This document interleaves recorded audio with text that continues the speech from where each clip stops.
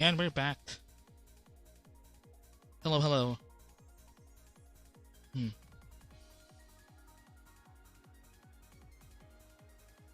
Am I okay? Am I good now? Everything's stable? Not really sure if everything's stable now. I'm seeing greens.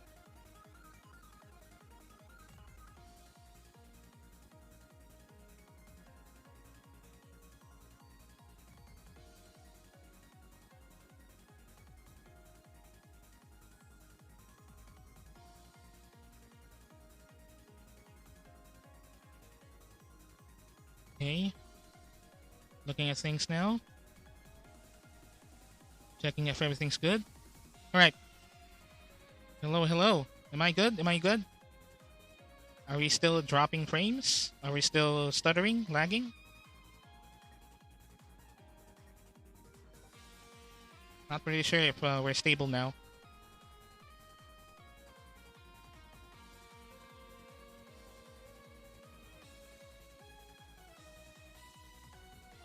Not really sure if we're stable. Not really sure if we're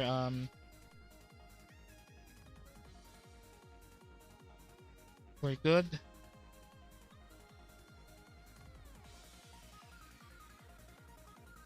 Okay. The pros. You might need to you might need to refresh the screen on your end. Like I really hate. You know what? I really hate these. It it's now sounding like a tech support hotline. It's really sounding now like a tech support hotline. It isn't as bad as last time. Okay, good. No, okay, all right. I guess we can settle. I guess we can just settle with this.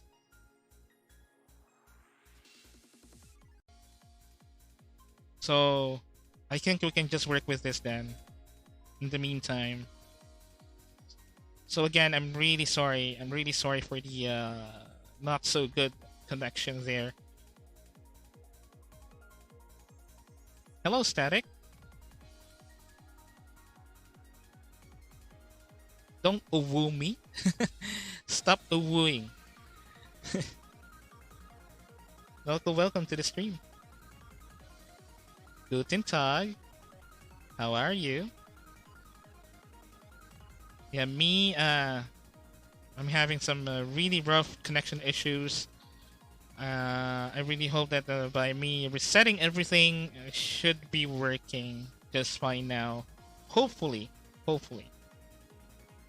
And as I was saying earlier, the last time that I streamed at home, I was actually using Wi-Fi and it was stable for some reason. It was very stable. And I'm not really sure what's happening right now. They're making me drop some frames. It's not really stable now.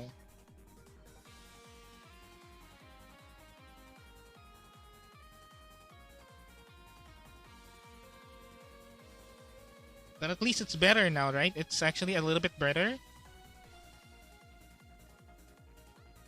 Yeah, it will. It was very stable. Start. Yeah, it will happen. Although, what I probably wish is basically just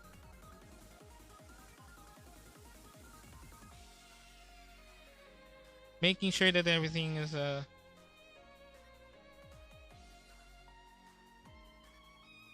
stable at least.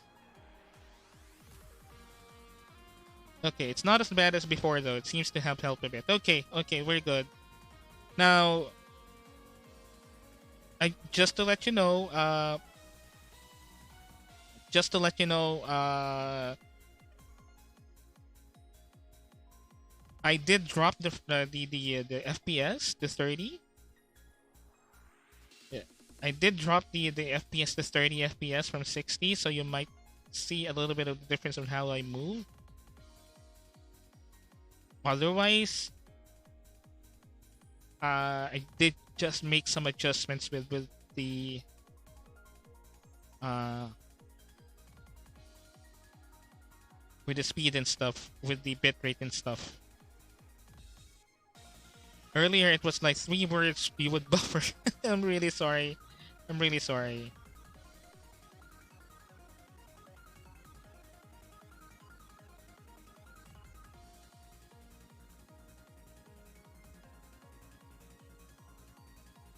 So, okay, where was I? Where would we left off? Tell me where we did we left off.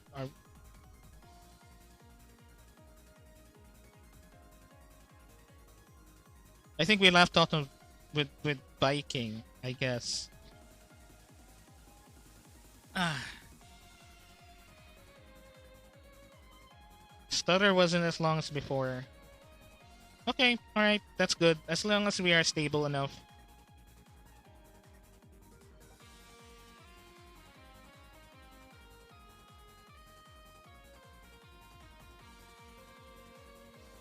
So yeah, actually, just a reminder, uh, for those of you that are watching, welcome to the stream. And if you haven't, you can go ahead and click the follow button. Don't even if you don't have to chat.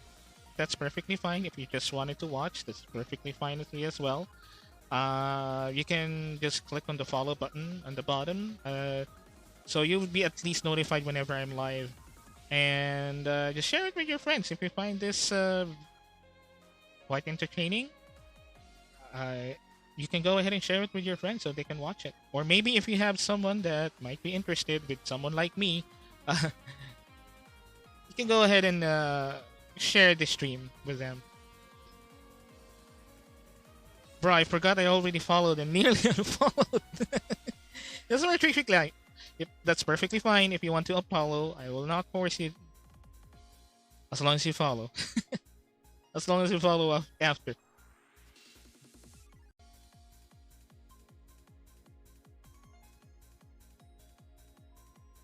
As long as you follow after, that is perfectly fine for me.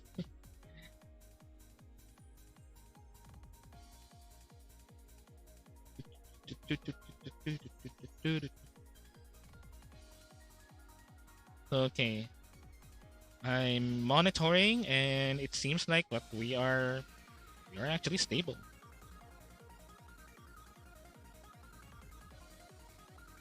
We are a little bit stable.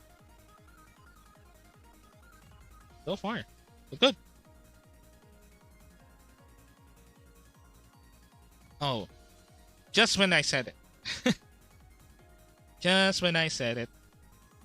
Now we're dropping frames again.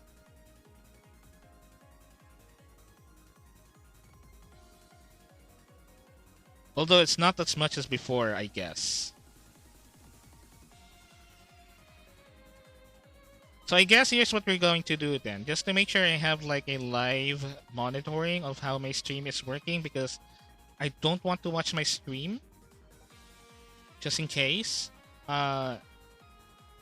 Just put an F on the chat if you see that the stream is dropping. Just to make sure I have like real-time monitoring and I can adjust some things.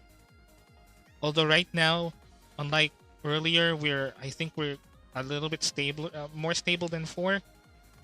So I think we're good. F?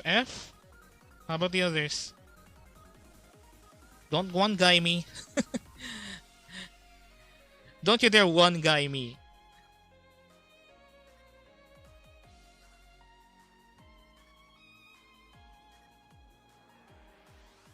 I guess you can go ahead and type F if you see that they're just like very, very bad buffering.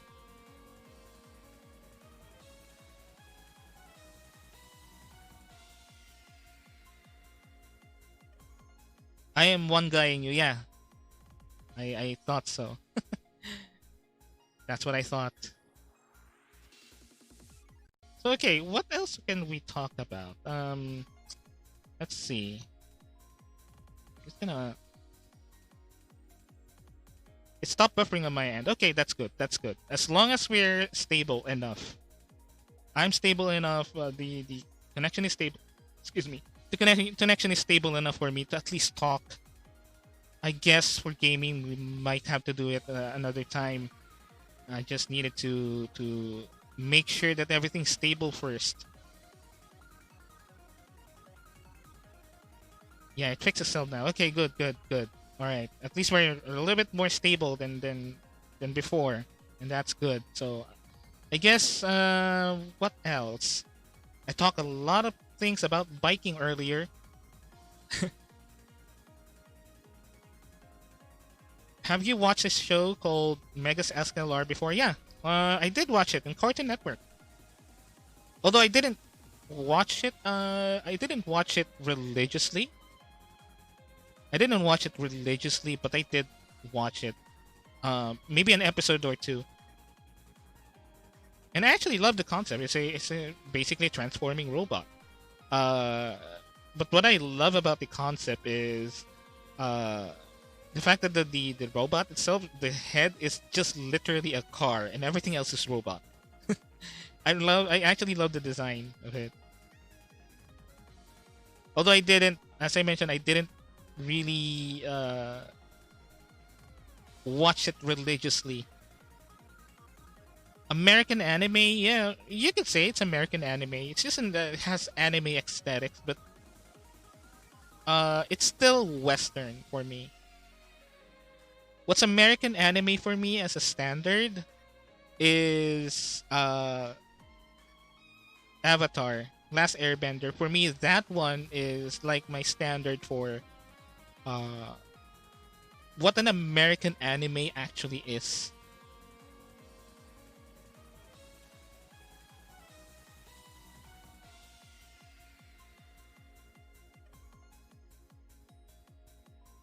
Gurren Lagann before Gurren Lagann. I don't know. I cannot compare it to Gurren Lagann. Gurren Lagann is special and near and dear to my heart. Gurren Lagann is something that is near and dear to my heart for me. Now, the thing about Gurren Lagann is I did watch it religiously when it was airing. Literally. Like, that's probably one of the few animes before that I watched religiously as it aired in Japan. That to the point that I watched it like I watched it both soft subs and hard subs. That's actually where the I learned the concept of soft subbing and hard subbing is, or quick subbing and long subbing is. I'm talking about subtitles. Basically, there are groups of people that subtitling anime, and what they will do is as soon as probably around hours after the actual anime episode comes out, they will go ahead and do a really really quick translation of it. Now, it's a little bit it's a little bit rough on the edges, but the whole idea is they wanted to subtitle the episode as soon as possible and upload it as soon as they can. Although it's rough on the edges, but the translation quality, they're more focused on translation quality than the subs themselves, because there are also people that are called hard subtitlers or hard subbers. Subbers. That sounded wrong in my head. uh, Hard subbers, wherein what they do is they take time subtitling. They take their sweet time making sure the subtitles are pretty. They typeset it, put different effects on it, and it usually takes probably around 3 to 4 days or even a week for them to actually complete an episode. Um. Okay, but can I be your sub then, Uwu? I'm gonna ban you, Static. I'm gonna ban you. I'm gonna make Mandy a mod, and I'm gonna make her ban you. No. How about no?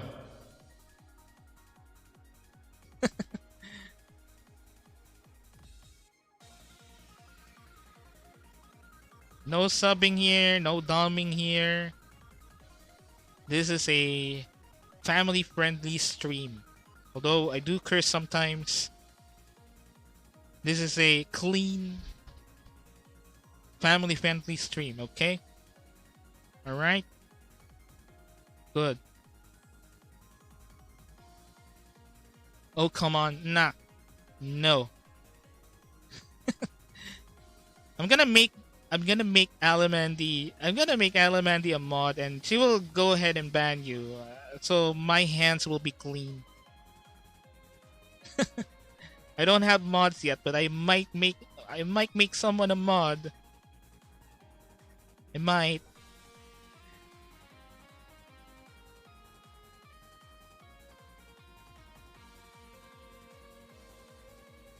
All right. So behave. Go behave, okay? Go behave, you.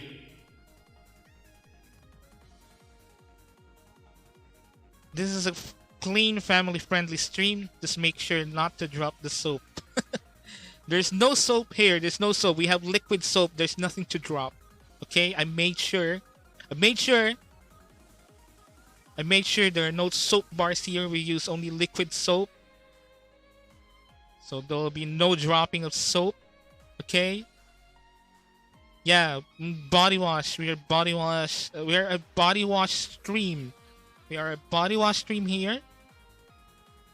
We do not have bar soap. We do not have it.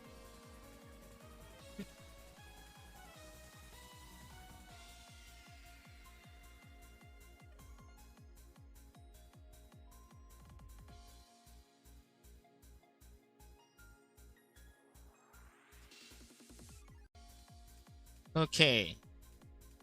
So what else? Yeah, going back to anime. What I was saying about anime. Uh,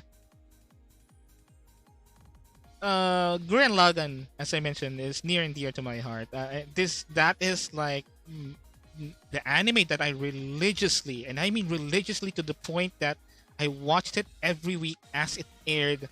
Religiously watched. Uh, and I would admit that I probably frequented on a site that is associated with Anonymous before.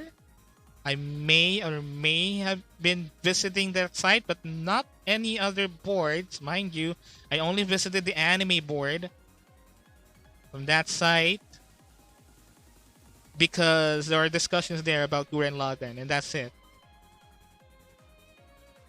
Anyway, anyway, anyway,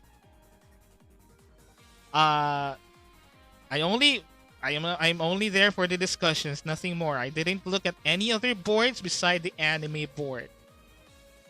But that was like years ago. Anyway, that was like years ago. I don't really go to that site anymore. Uh, but I love Gurren Lagann, and it's probably one of the probably top tier anime, personal top tier for me. And actually, speaking of that, I in the future I probably might do a stream wherein I'll go ahead and list my top 20 or top 30 favorite anime, personal favorites.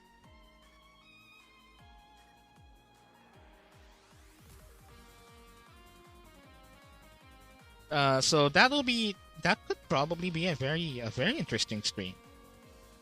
List down my top 30 favorite anime, top 20 probably, if that's too much, and we can like discuss about it. Maybe you guys can also give out your uh top anime of all time.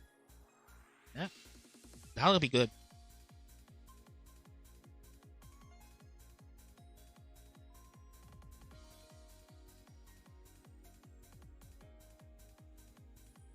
Sus. No, no, no sus behavior here. This is a no sus stream. This is a very no sus, no imposter stream.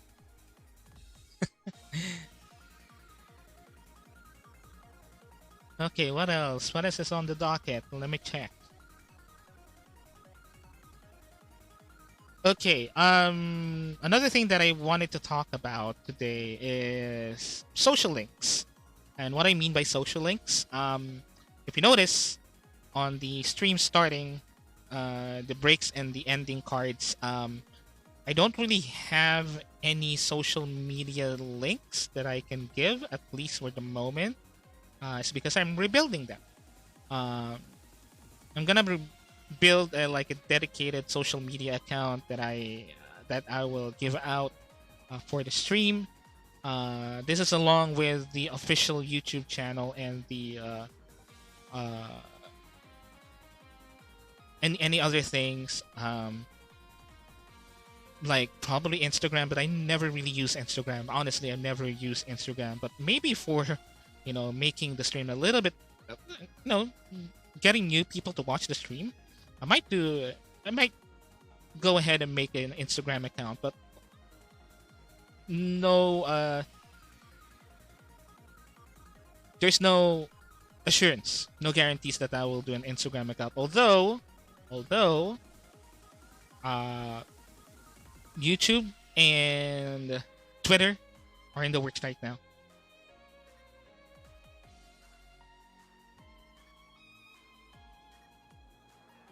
YouTube and Twitter are in construction right now, and probably, hopefully, around the next week, I'll be able to post my Twitter and my YouTube channel uh, for for this stream. So you can follow them, especially Twitter. I might be more active in Twitter than anything else. So if you like to know when I will be streaming, I'll be on Twitter. I'll be posting it on Twitter.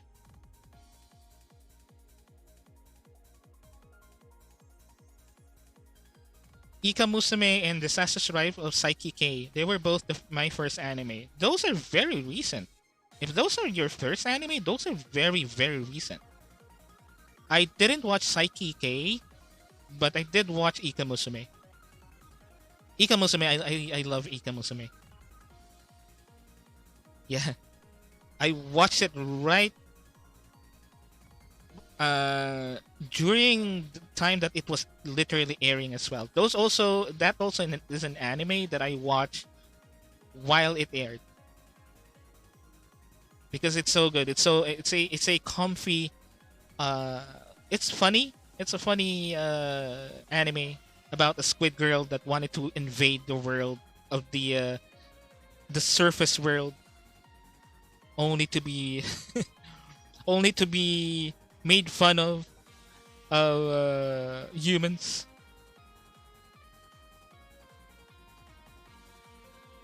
Yeah, the small Ika Musume episode was heartbreaking. The one that she turned small size, like really small size. She's already small, but there's an episode where she literally shrunk. Yeah. My first anime was Attack on Titan because everyone would stop talking. Oh, Attack on Titan, bro, dude, my brother, my brother, my dude, my brethren. Attack on Titan. There is a reason why everyone is talking about it. Yeah, there is a reason why everyone's talking about it, my bro. It is very good. It's a very good anime and manga. Although I prefer the manga more. But the anime is just something. Not only the story, but the animation is so good. And there's a reason why it's very, very, very, very popular. Just don't watch the live action movies. Just don't watch them. They are a travesty. They are a sin. It's a sin to watch them. You will go in hell if you watch the live action Attack on Titan movies. You will be punished in hell for eternity if you watch it because it's that atrocious. Do not. Too late. They're already seen them. Okay, you're going to hell, buddy. You are going to hell. Your soul is just. There's nothing you can do about it. You're just straight to hell. Straight to hell.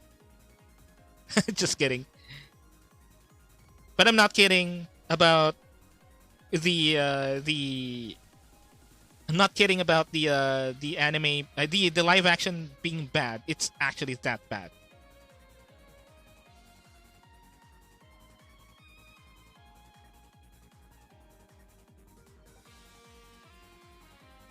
Yeah, the Attack on Titan is so good, and I'm gonna actually discuss the hell out of it in one of the maybe future stream. I'm gonna go in like do a deep dive, um, especially the fact that the final season will have it now. It's part two. The next part of the final season. The manga is already finished, so I could talk about it technically. But if you don't really want to be, if you don't want to be spoiled, I understand that people don't want to be spoiled. But so I'm gonna, I might talk about the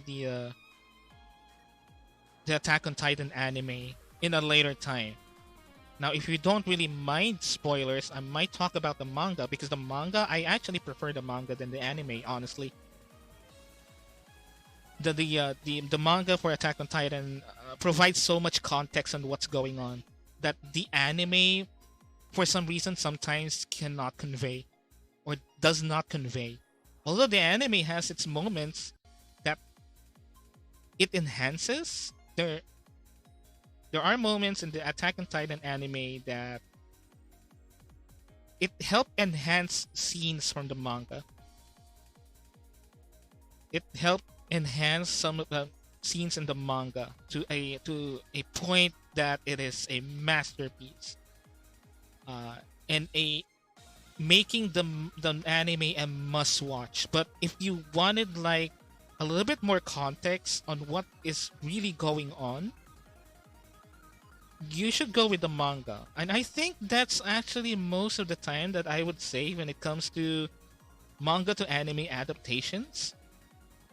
And I also say it most of the time um with what you call it, with light novels as well, especially light novels and web novels. um I would prefer reading the actual source material before the adaptation because I love getting context on things as they are meant to be delivered by the authors themselves or whoever made them. Uh, for example, the Fate Stay Night, the Fate franchise, like Fate Stay Night, Unlimited Blade Works, even Grand Order, the Fate series. There's a lot of anime about Fate, the Fate series, and I can go into a full-on nerd stream about the Fate series, which I guess I might do in the future. But uh, I can go full nerd about the Fate series. But what I love about the Fate series is the anime were just adaptations, but in order to get the full experience, like full on experience, you need to go play the visual novels themselves, because the visual novels provide so much unwritten, unspoken context that the animes were not able to convey. Especially right now, the recent adaptation of the Fate Stay Night routes, the other routes beyond Unlimited Blade Works, like Heaven's Field, especially Heaven's Field.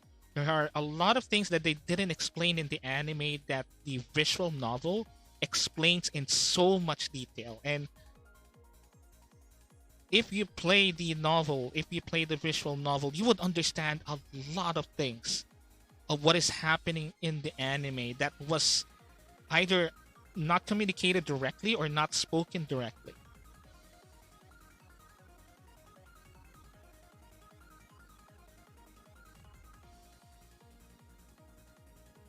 Another would be Gatchaman Crowds and Insight. It was my first official dip into Henshin, or I guess you mean Tokusatsu. Uh, Also Fanboy Goth program. Yeah, Gatchaman Crowds is good. Yeah, I love. I, I'm not really into the story of Gatchaman Crowds. I would admit, I'm not really into the story of Gatchaman Crowds. I do love the art though. I do love the art style, the art direction. There are many art direction choices in Gatchaman Crowds that I find unique, that I find really really special. In terms of story though, I don't really have much to say about the story because the story is basically just uh, a rather basic sequel to the original anime, the original Tatsunoko anime.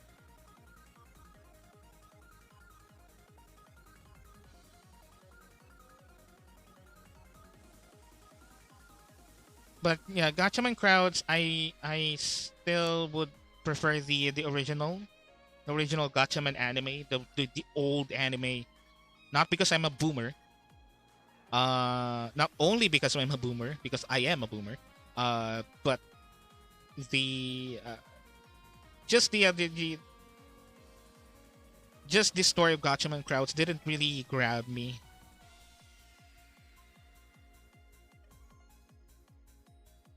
Hey yo, I was in Genshin. I was in Genshin, and I heard fanboy. What's no fanboys here? There are no fanboys here. Get out. Just get out. No fanboys here.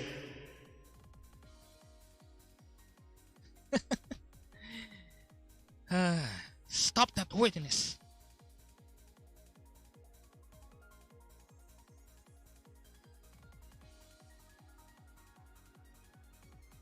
Okay. What else?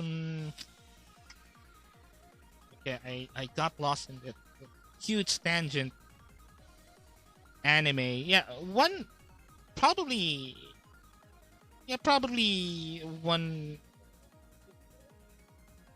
day in a future stream we'll be talking purely about anime. Discuss about anime and such.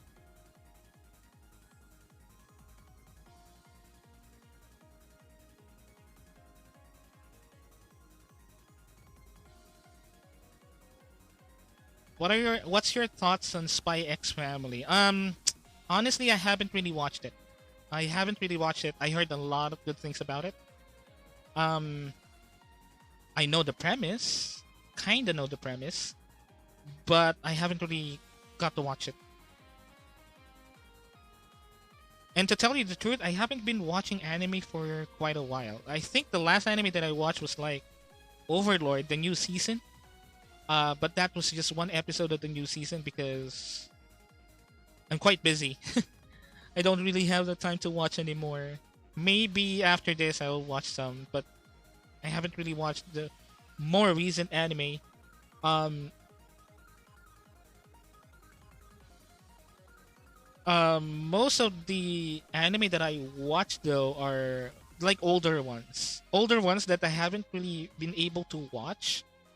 I'm not really into the newer ones in the meantime, except like a few series here and there. Like for example, Overlord, because I love Overlord. Uh, I love that series, and I love the light novel, the web novels. Ever since I read the web novels, here's the thing: I read the web novels way before the anime even came out, and I was really, really excited when the anime came out for the first time. Because I read the web novels for Overlord. Yeah, Overlord is good. It's very, very good. Um, because I really love the idea of how the author written. I really love the concept of how the author wrote the idea for the whole story. And basically, when it comes to writing, and I will go into writing in full detail maybe one of the future streams, but what I really love about some authors is whenever they come up with ideas that are very interesting,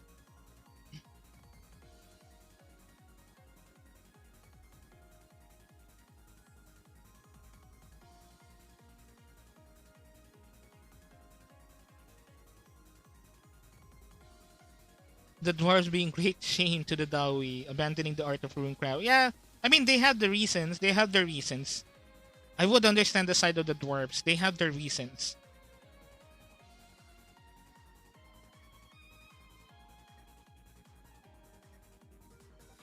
I guess they just really needed to like go with the times because rune crafting is something that takes a lot of expertise to do, and it's an ancient art. So yeah, but anyway, we're not gonna dive into that deep for another. We're gonna save it for another stream because I'm also thinking of a future stream wherein I'll just talk about novels, web novels, and light novels in general, uh, and how much I love them because I actually love reading light novels and web novels, and a lot of them give me like inspiration whenever I write. I just love the art, the style of writing light novels and web novels.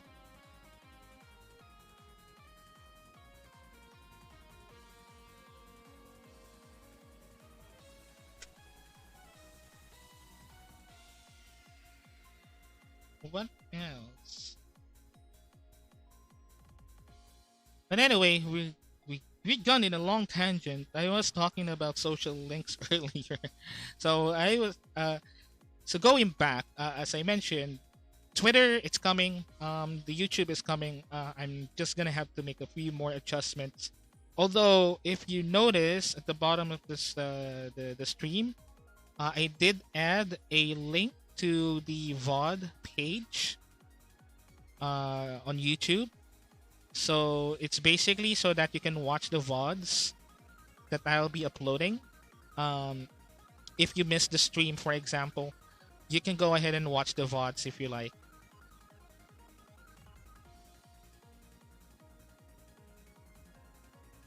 So yeah, the YouTube channel for the VODs archive is already up. You can access it down below. But for the actual edited stuff for YouTube, the content stuff, I'm gonna launch a separate YouTube channel for that, and I'm gonna be uploading it there.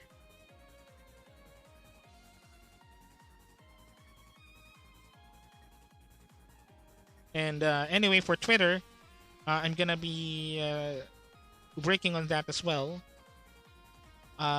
so that whenever I stream, I'll be posting on Twitter as well.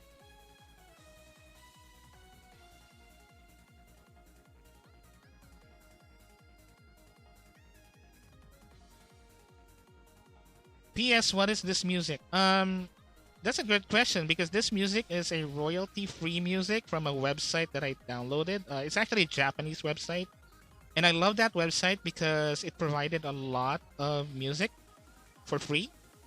For background music, for games and whatnot. I forgot the website.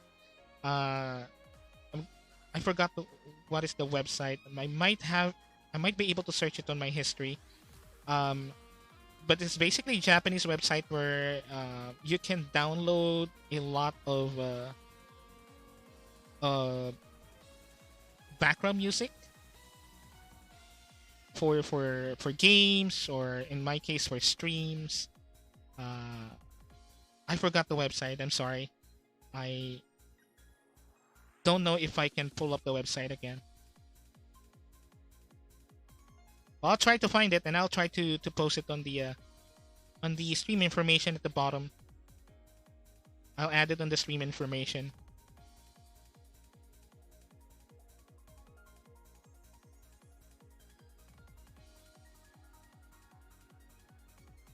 Did you have any favorite games growing up? Oh, a lot. I have a lot of favorite games growing up. Most of them are retro games, and that's the thing. In my stream, I'm gonna be playing mostly retro games, because I wanted to play games that basically I wasn't able to finish or play when I was little. Nostalgia purposes. Nostalgia. It's all about the nostalgia. I'm gonna be playing mostly retro games because I'm gonna be playing mostly games that I was not able to either play or finish before way back. So expect a lot of retro games. But in terms of favorite games, um, in general, I could say that in general, I love games that innovate themselves in terms of gameplay. And what I mean by innovate themselves, I love games that change the way that they play depending on the story, on how the story goes inside the game. I forgot the term about it, the term for it, but I basically love games that deliberately change their gameplay on the middle just to convey a story, and just to like immerse you on that part of the story. For example, and this is actually, I'm not really sure if will be a poor example, but I love actually the Call of Duty campaign missions. Call of Duty Modern Warfare. I love the campaign missions.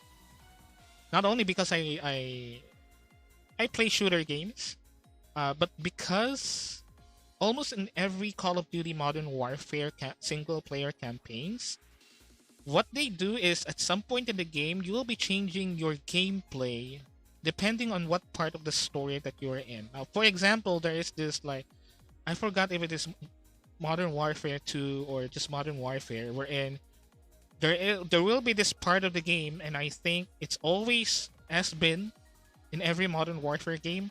There is this one part of the game wherein instead of going a first person shooting with a gun as a human, a first person perspective, suddenly you'll be transported into a first person perspective while you're shooting cannons on an AC-130 while on night vision. Yeah.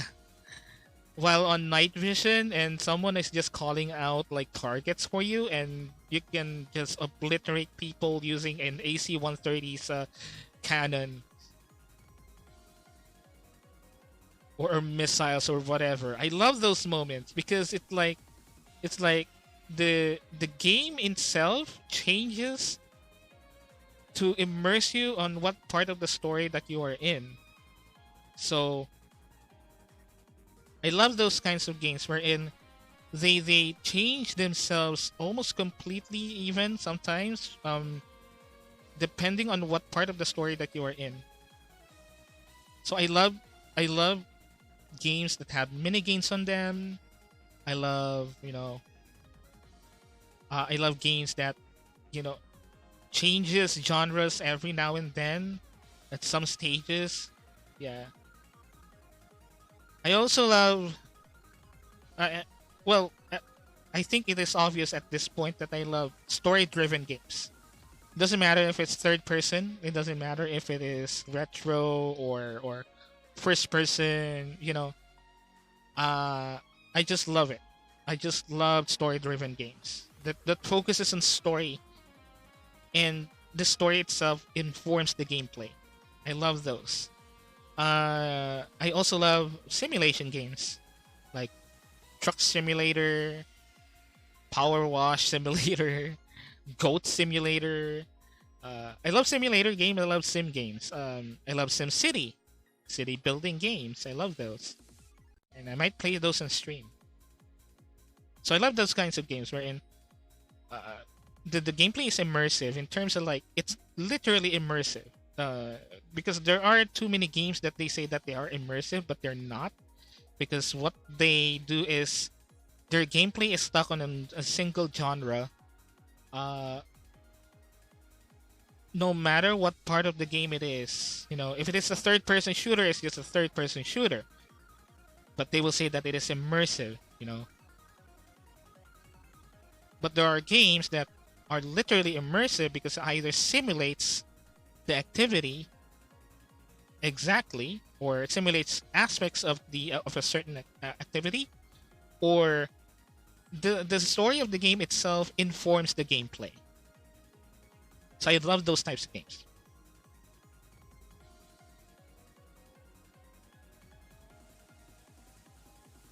PS2 was probably my favorite era of games. Uh, so many good classics. Yeah, I agree, but I'm a PS1 baby.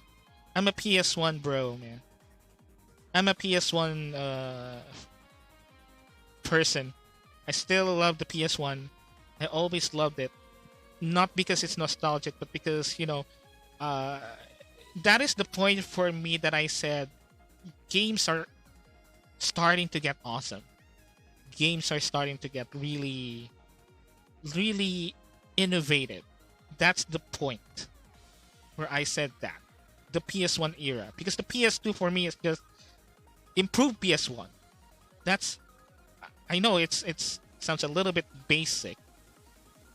Maybe I'm wrong, but for me the PS2 is just improved PS1. But the PS1 for me is like this is the innovation.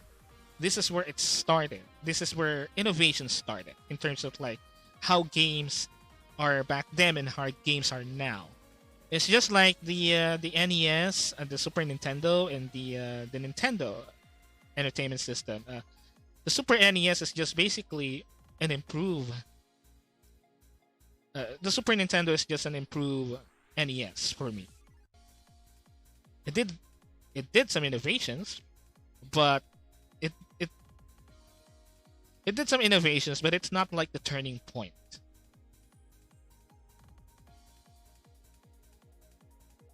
Gran Turismo 4 and Front Mission was just chef's kiss. Gran Turismo, I did play it a little on the PS1.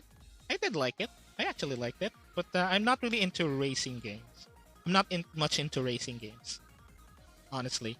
The only racing games that I like are like the retro ones, like Sega Rally Championship, uh, Ridge Racer, uh, Outrun. The classics.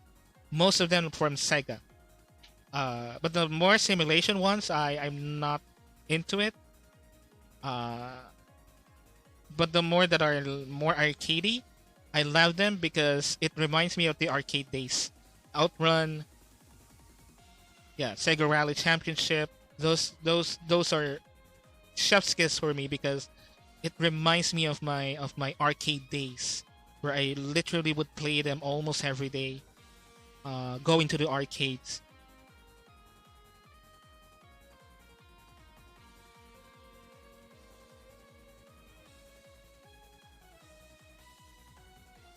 You basically play it as a cop, but you could play as a bad cop if you really wanted to. It also has quite a lot of mechanics I haven't seen in other games before, such as frisking people or pulling people over and investigating their trunks before arresting them.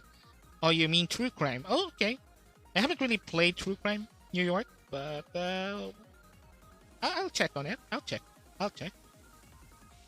Although from the way that you're describing it, you're basically describing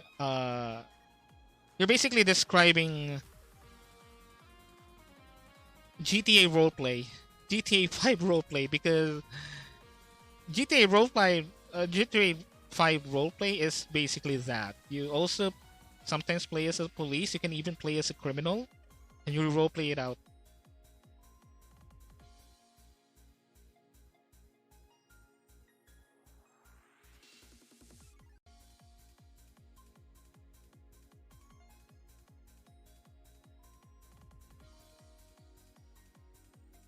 So yeah, in terms of games, we might play some games that I like.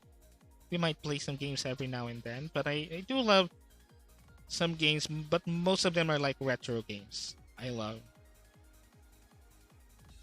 most of them, and probably what you would see most of the time that I'm playing are like older games and not newer ones.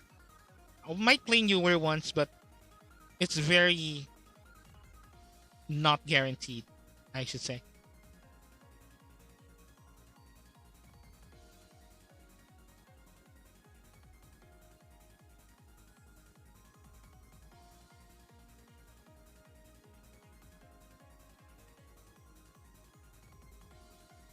Okay.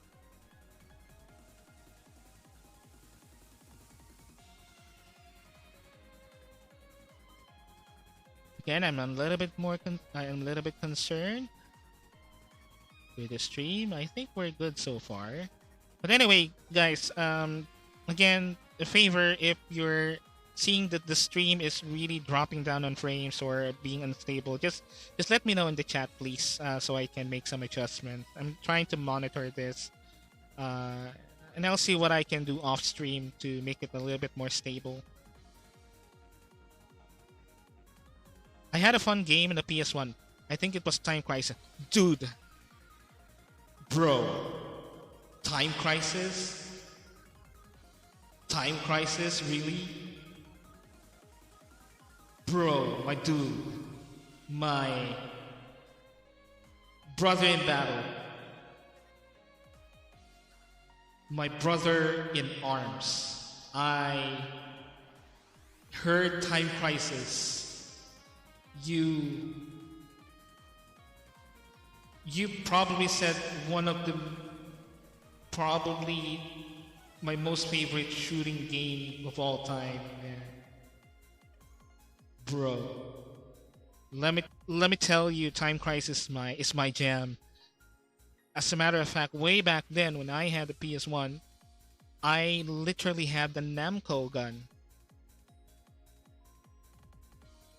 That is for the PS1, and I would play Time Crisis in the most legit way, which is having the Namco gun. I'm gonna show you a screenshot. Just give me one moment here. We're talking about Time Crisis, bro. We're talking about Time Crisis. Let me show you. Let me show you the gun that I had before. It's not my gun. I'm gonna just show a screenshot of a gun.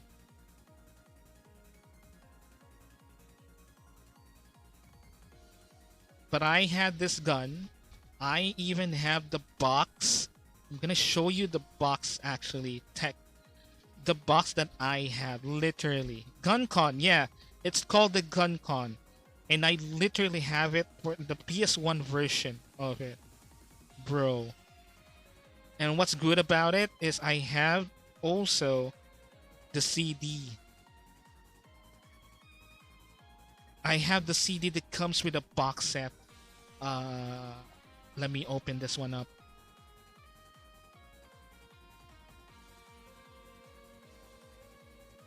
Okay. I'm gonna put a browser. Yeah.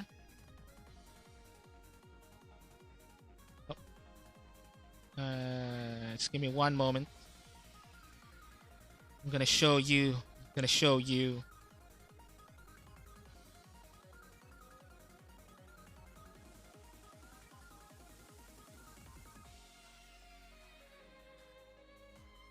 Okay.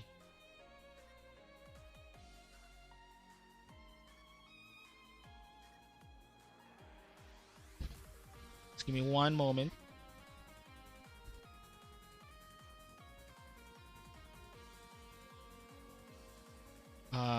Let me do this instead. I'll be right back real quick because just making sure. No, just making sure we're not losing ourselves.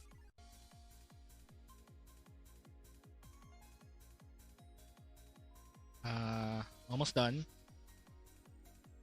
Almost done. Bro. You got me all twisted up on Time Crisis, and that is my jam, and you got me so excited. I'm gonna show you the gun that I had before. Here it is. Oh. Let me move my ass over. Let me lock myself up. This one, bro. Brother. This gun. Man, this gun is mine. This gun right here. In this exact same box with the game on it.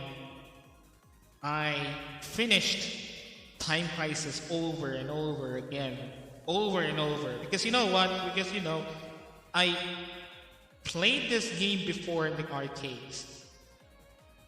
The way that I'm playing this before is through the arcades, and you only have like little money for your allowance every day. You go into the arcade, you say, "Oh, I wish I can play more Time Crisis." But I got this done with the box and the game itself,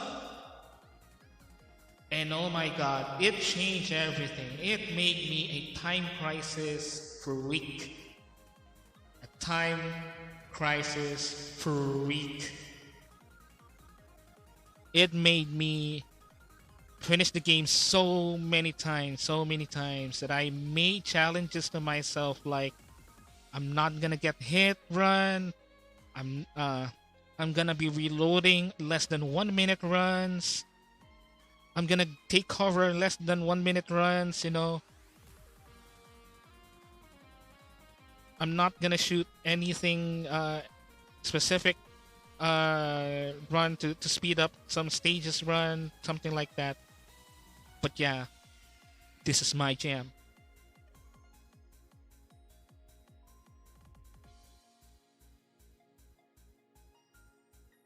If I remember correctly, one of the buttons on the side was to dip in and out of cover. Yeah, you see this part of the red part here? The red part here is basically it's basically the button where the red button is basically you press that button to go out of cover actually because it represents the pedal. The pedal you have to step on it to actually get out of cover.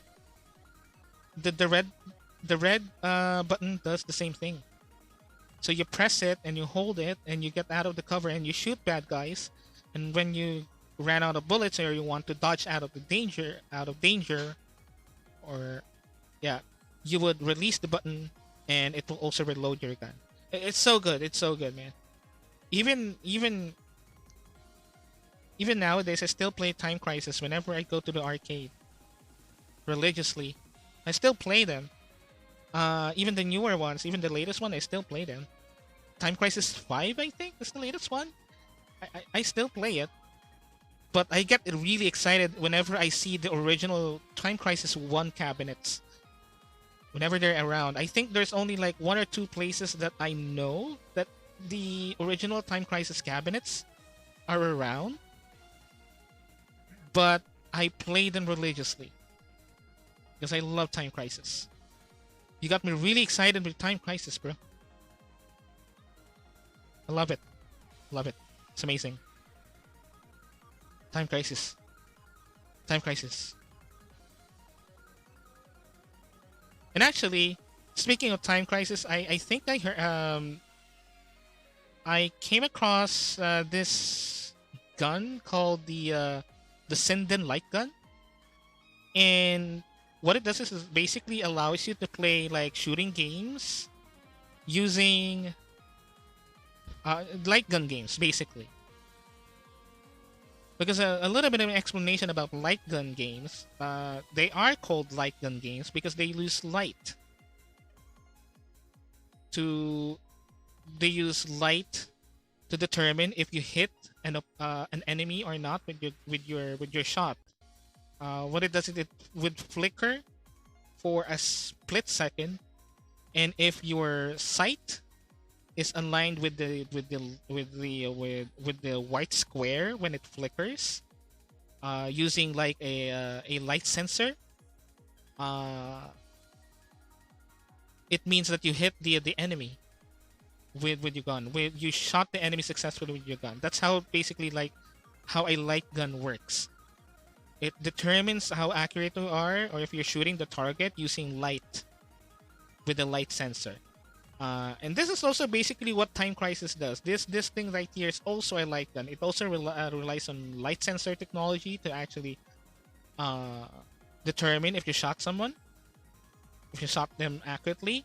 But the problem about these guns is they only work on CRTs, curved TVs, which we don't really have anymore. I only seen like one or two CRTs in existence for many years now. we all have like flat screen TVs nowadays. Uh, so there is this gun. I think there's a Kickstarter about it, which is the Sinden light gun, wherein it allows you to play light gun games, and how it determines the accuracy of your shots is through cameras. It A camera literally is installed on the gun itself, and it tracks like corners of your TV using a border, and it basically acts like a camera that points to whatever you're pointing at. I'm no tech I'm no tech expert when it comes to that, but basically it's a camera gun. That's how it works. Instead of a light sensor, it has literally a camera that determines your shots. And the good thing about it is you can play it on a CRT TV. You can play it on a flat screen TV. It's so awesome. It's on Kick. It's I think it's on Kickstarter or GoFundMe. I'm not really sure, but it was. I think it was successfully funded, and a lot of people bought it, including streamers that I enjoy, and they are now using the Sendin light gun, and it's awesome. And I wish that I have that gun. I wish that I had that kind of light gun, so I can play light gun games again, like Time Crisis. Uh, what else? Virtual Cop, uh, Area 51, House of the Dead. Because I love light gun games as well. That's also one of the games that I love, light gun games.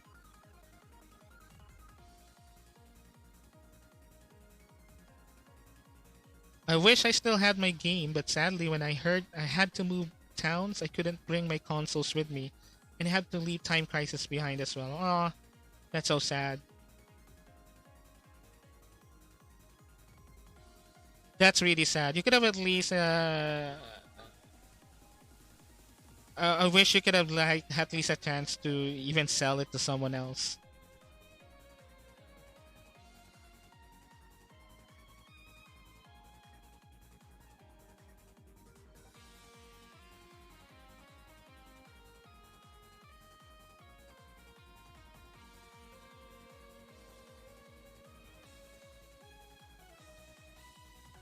Sorry, I'm checking out on things.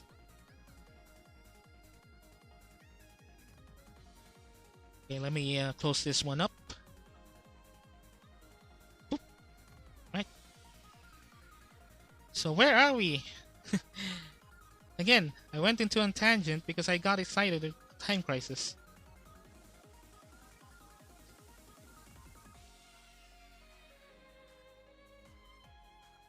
So, okay, what else are we gonna talk about? So we're basically finished with social links. Again, they're in the works, but I will post them in the near future. Uh, what else?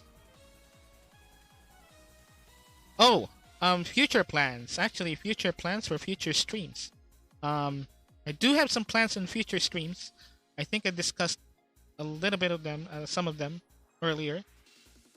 I did discuss them some of them earlier, but I do have also streams planned in the future. Um, there are several actually. I have a kind of a list here of things that I already came up with as interesting streams for the next future streams. One of them is a food tier list. I'm gonna be doing a food tier list, and not just any food, but Filipino food. I'm gonna be doing a food tier list in the future, where I will be making a tier list of Filipino foods that I really like. And this is the unbiased edition. Unbiased, no bias at all, no personal bias at all. This is a very balanced tier list with no personal biases at all. There's no there will be no bias in this with tier list.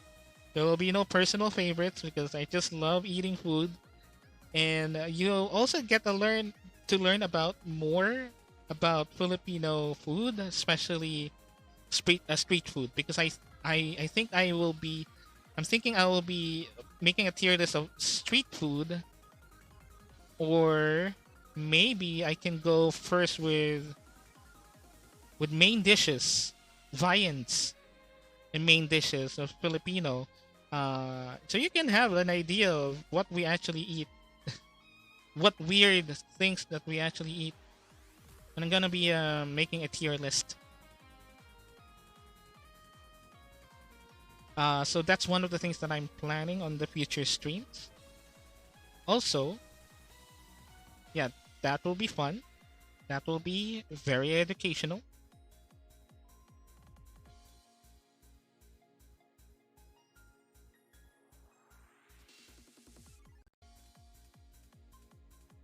Also, what else?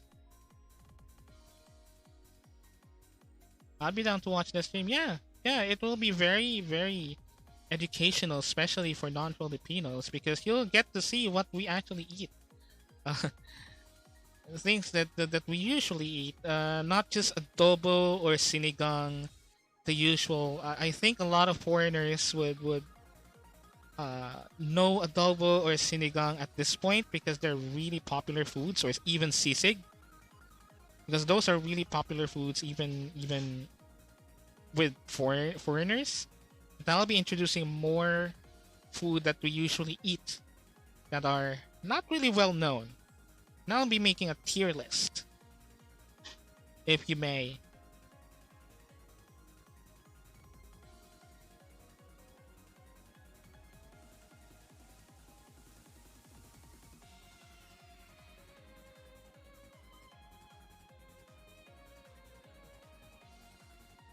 The duck egg thing, the duck egg thing with the boiled duck inside. Yeah, yeah, balut.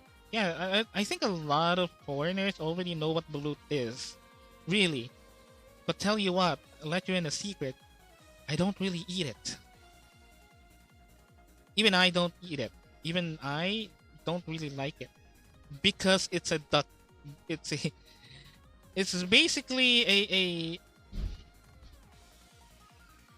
an embryo of a duck in terms of it already has like a head and feet and even wings, and I even me hates that. Even me don't really like eating it because I actually also find it gross. Even if I'm a Filipino, I don't really eat it. But it might be on the tier list. But yeah, balut, the duck egg, it's already really popular even for foreigners, really, because of what it is. But even me personally, I don't eat it because I don't really like it.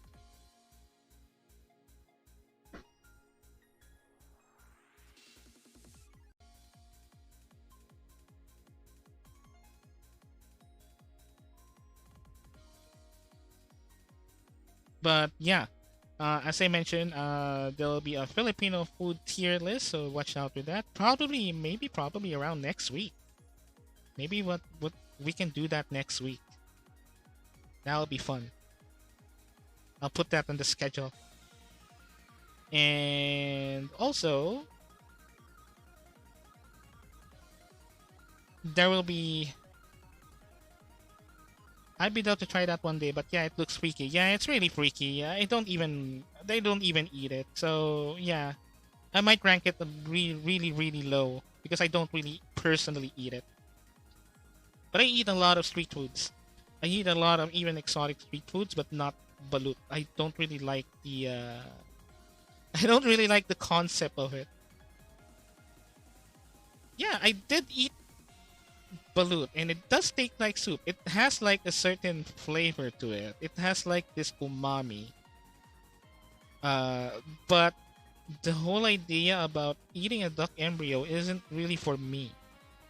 even for me.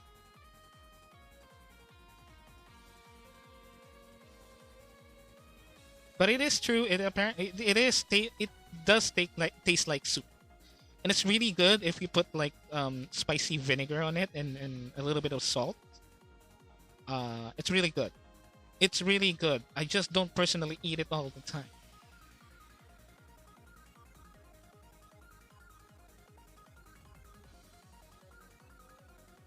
So what else are we doing? Yeah, so that'll be a future stream plan probably for the next week. Also, I'm gonna be doing I'm gonna be doing also a prelude, if you will, of uh tokusatsu, which is something that I also love. And to start off with that, I'm gonna be doing also a tier list of common writers, uh, and Super Sentai and even other Tokusatsu heroes. I'll be doing also a tier list for that, and also maybe a little bit of a history lesson about Tokusatsu and what it is. Uh, I'm gonna be doing that as well. I'm gonna probably I will need to have more prep time for that, so that will be probably around next week, or maybe you know I'm just gonna tell I'm just gonna announce it eventually, but that's also one of the future plans for the stream.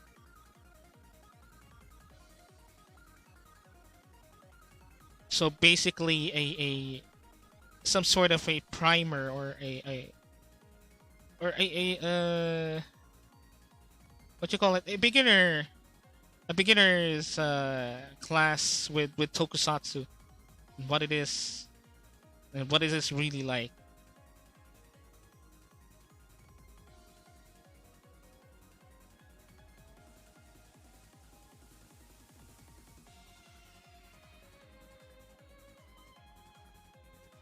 And hey, Dana, welcome back. Welcome back. Welcome.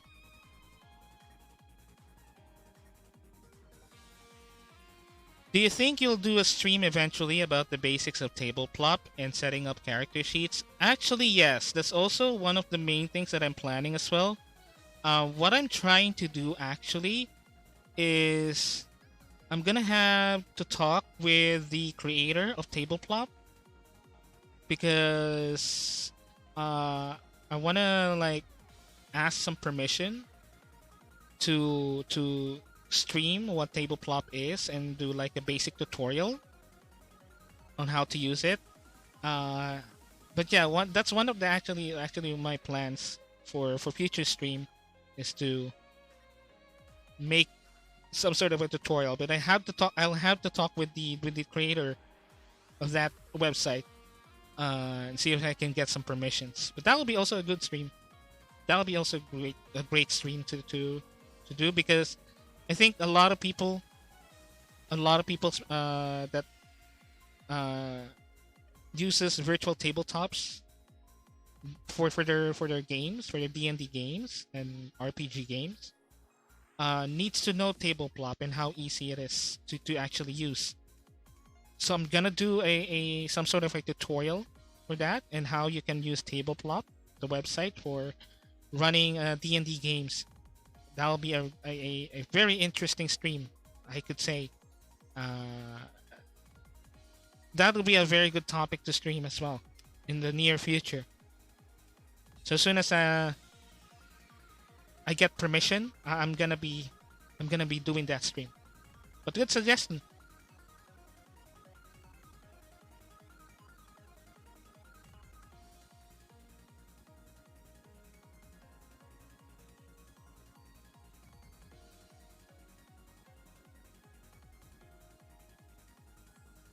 So what else?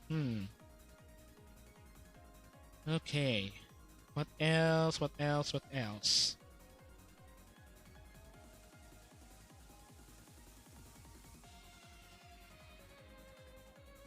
Okay, I'm gonna need to check, and I'm sorry about this. I'm just gonna need to check. Is the stream buffering right now? Was the stream buffering earlier? Are we cutting in and out earlier? Or are we very stable still. Because again, I cannot really watch the stream because I wanted to make sure that I'm using the internet connection purely for streaming.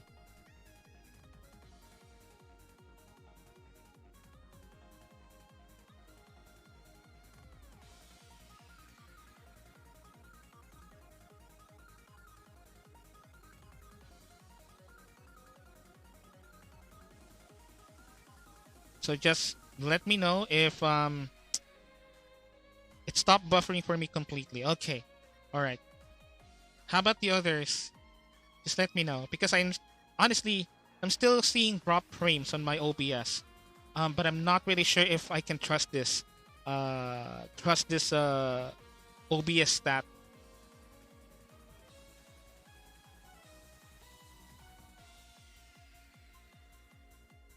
because if we are stable enough, I might go ahead and play something because this is switch up to whole. I need to play something.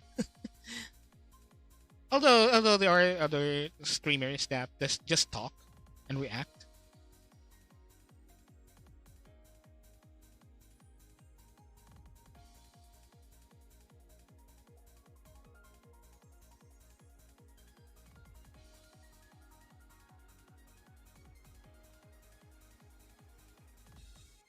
Okay, I'm sorry, I'm just checking something. Oh, I am before I forgot. Actually, before I forgot, um, I actually did order a new mic. That's also one of the things that I wanted to talk about. I did order a new mic a couple of days ago. The thing is, I thought it would arrive today, but it didn't. Uh, Unfortunately, it didn't arrive today as I thought. But yeah, I did actually bought a new mic, actually a way better mic than what I'm using for right now, which I've been using for like a couple of years. And honestly speaking, this is a low end mic, I should say. Um, but this is the mic that I've been using for a couple of years now. Uh, the main problem about this mic is just keeps hissing whenever I speak. So hopefully with the new mic, I'll be able to speak a little bit more clearly. My voice will be a little bit more clear, a little bit more sharp, and there will be no more hissing or even any any background noises. So hopefully, and I'm crossing my fingers. Hopefully, it should arrive tomorrow. Uh, so that I can set it up, and hopefully by the next stream next week we can have a a more clear stream in terms of audio.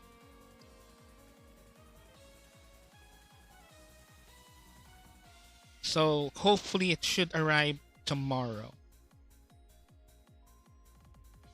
Actually, let me see if I can show you what the mic looks like. Just give me one moment here. Okay, let me see if I can search for that mic. It's actually you can search for the Fantech Leviosa. Yeah, Leviosa. As in the Leviosa, Harry Potter. It's Leviosa, not Leviosa. It's Leviosa, not Leviosa. The Leviosa MCX01. I think I found it. Just give me one moment here. Leviosa, not Leviosa. I think I found it.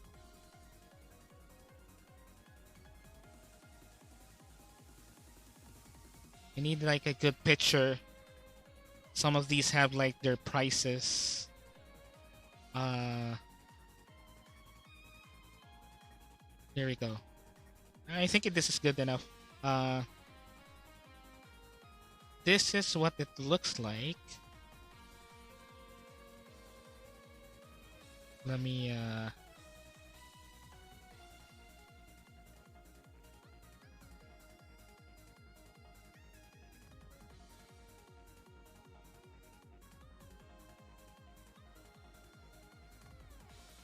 okay. So this is what it actually looks like. That's too big, too big, too big. Right, here we go. Okay, this is what it looks like. The Pantech Leviosa MCX01 professional condenser microphone. This is the one that I bought recently, and I heard it is good. I've seen the reviews, and so far they are good in terms of quality. I've been using the BM 800 for years now. And the main problem about this mic is it's really hissy. It has this really strong hiss even whenever I speak because I have noise cancellation. I have filters with my voice on OBS, and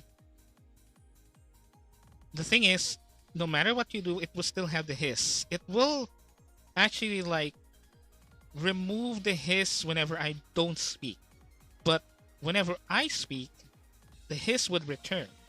I'm not really sure if you can hear it on my stream, but you would hear the hiss. And the thing is, I wanted to have like a professional sounding microphone as much as I can, uh, just to make sure that we have like a proper stream, proper stream in terms of quality and sound. So I bought a new mic, and I thought it will arrive today, but it didn't arrive. So I'm not really sure what happened. Uh, but hopefully it will arrive like tomorrow. Hopefully. So this is the mic that I'll be using. Yeah, it does look nice. It really looks nice. The good the nice thing about it is it has RGB, so it's a gamer mic. It has gamer lights, and I think I am dumb enough to, and I think I am so dumb that that might be also one of the strongest reasons I bought a mic. Is it's because he has like gamer lights. It has RGB lights. Maybe that's the reason why I bought it.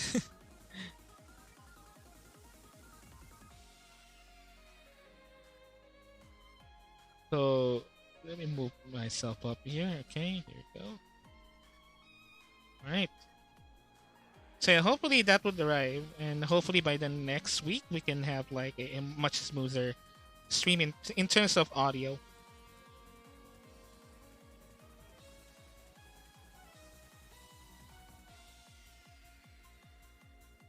So anyway, again, for those of you that are just lurking, welcome, welcome. For those of you who are chatting with me, also thank you so much for interacting with me. And again, if you haven't, you can go ahead and tap that follow button. Tap that follow button below so you'll be notified whenever I stream, which is right now every Sunday at around this time. It should be around 4 p.m. Manila time, Philippines time. I'll be streaming every Sunday. That will be my main schedule. Although there might be some days where I decide to just stream at random, so that's why you can hit that follow button. So you'll be notified whenever I stream, actually, because there might be some days that I just decide to stream randomly. Yeah. So it's okay if you don't want to chat. If you just want to lurk and watch, it would be great. But if you wanted to chat, you can go ahead and type in the chat there, and I'll be happy to answer your questions or chat with you.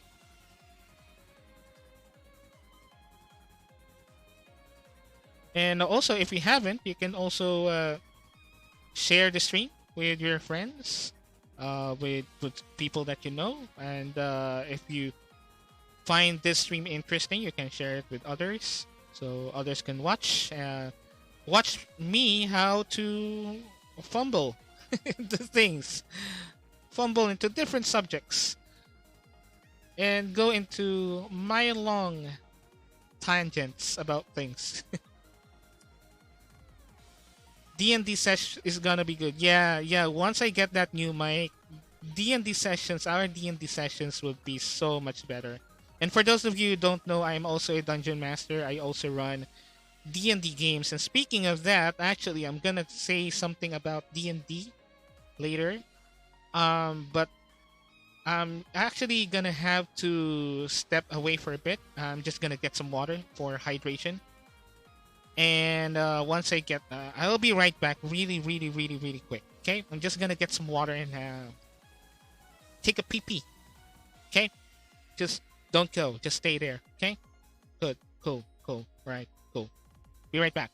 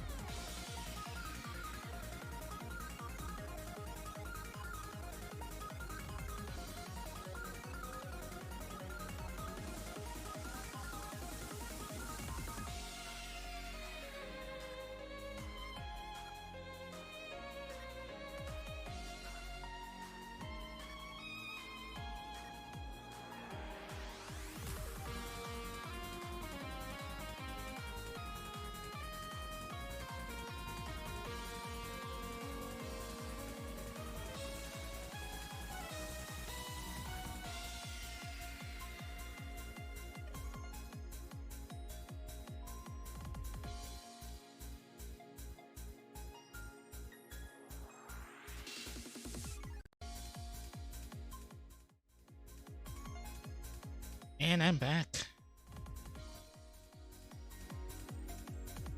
Just got some water right here. Just drinking some water. Remember to hydrate yourself, guys. Remember to hydrate.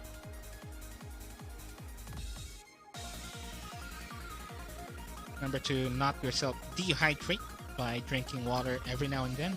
I've been speaking for like almost an hour. Well, over an hour, so needed to get some water.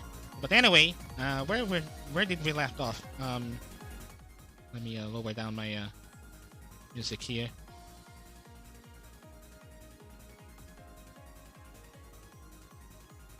So anyway, where we left off? Thank you, Noel. Thank you, and thank you for staying while I take my break. Just gotta grab some water. Water. So Dana said here, how to design bosses or a guide to combat. I think you're talking about D&D. Yeah, there will be a stream about that in the near future. There will be a stream about that. I'll be also giving my own tips in terms of how I design my bosses and how I come up with ideas for bosses and a guide to combat. Well, a guide to combat. If you're speaking about like basics of Dungeons and Dragons combat, there's not probably a lot of videos out there about that. But maybe I can give out some of my own perspective, my own tips about running D&D combat. Maybe we can have a stream like that in the future. That'll be a good one for a stream discussion, just like what I did with world building 101, which is something that I already something that I will do in the near future as a second part. When did you start making your setting? I believe that I already explained it like when we are on the first session of our campaign. But I did make my setting way back high school. But it went through so many iterations and so many versions already that it's basically like a revision of a revision of a revision so many times already. And the thing is, it's still being revised until now. My setting is still being revised until now, so things may change. I may also scrap it completely for a new one. Who knows? So it's something that I already worked out since high school, but the setting itself isn't. It didn't really start with like. I didn't really start making the setting for a D&D session at the start. I made the setting for a novel that I was trying to write way back. That I wasn't really able to finish it really. But the basics of world building, like how I learned it, how I practiced it, it's something that I did even way back in high school. I already am doing it since way back high school, even before I played D&D or had an idea what D&D is and the concept of D&D. I already did it way back.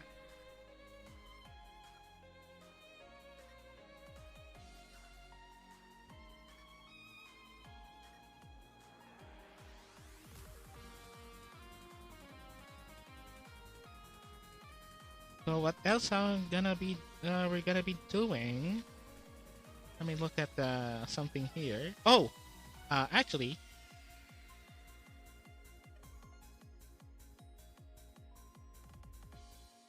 I'm gonna try to watch some videos here.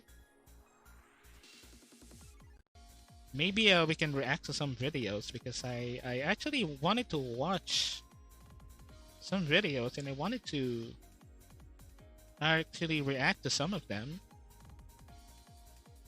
Do you think it's a good one? It's a good activity. We can be a react lord. I will be a react lord for a while. We're gonna watch some videos and see if they're very interesting.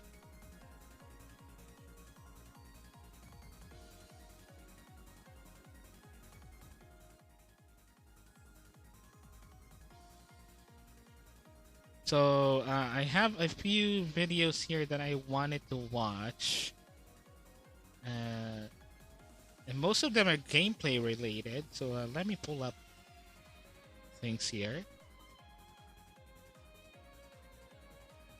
Just give me one moment.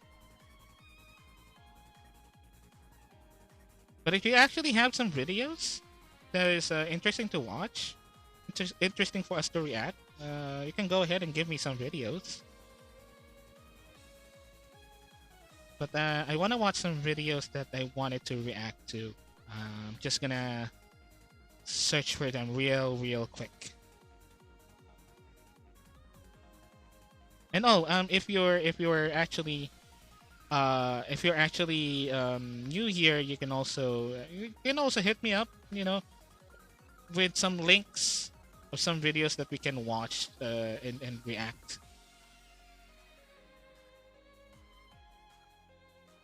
So I'm gonna start with this one just for a starter. Just give me one moment because I wanted to react on this video.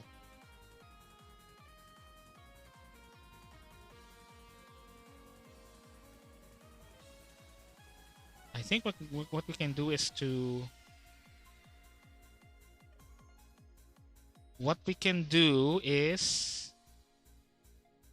just give me one moment.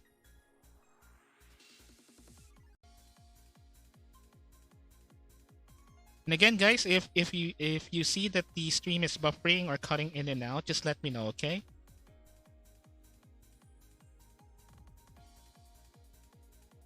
Okay, so just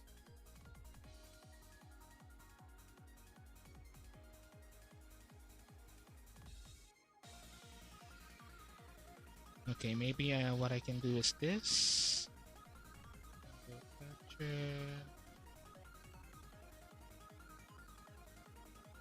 This one, make it show. Resize it a little bit.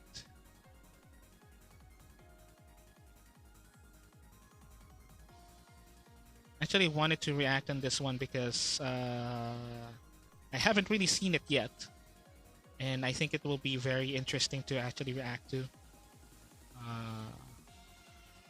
Let me scoot myself over here.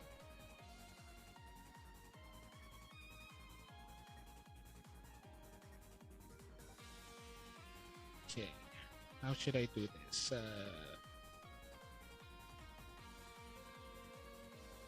Move myself a little here. If only you wouldn't snap. Sorry, I'm actually arranging some things here. Okay. I think this is good enough. Okay.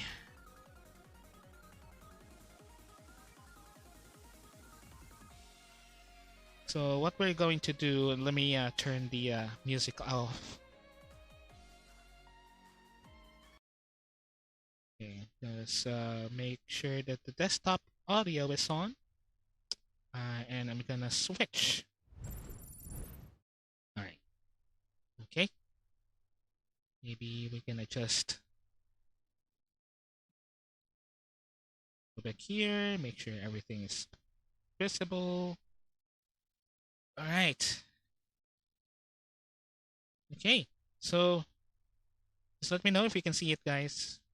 Or if you cannot see it, or anything else that is going wrong with the stream.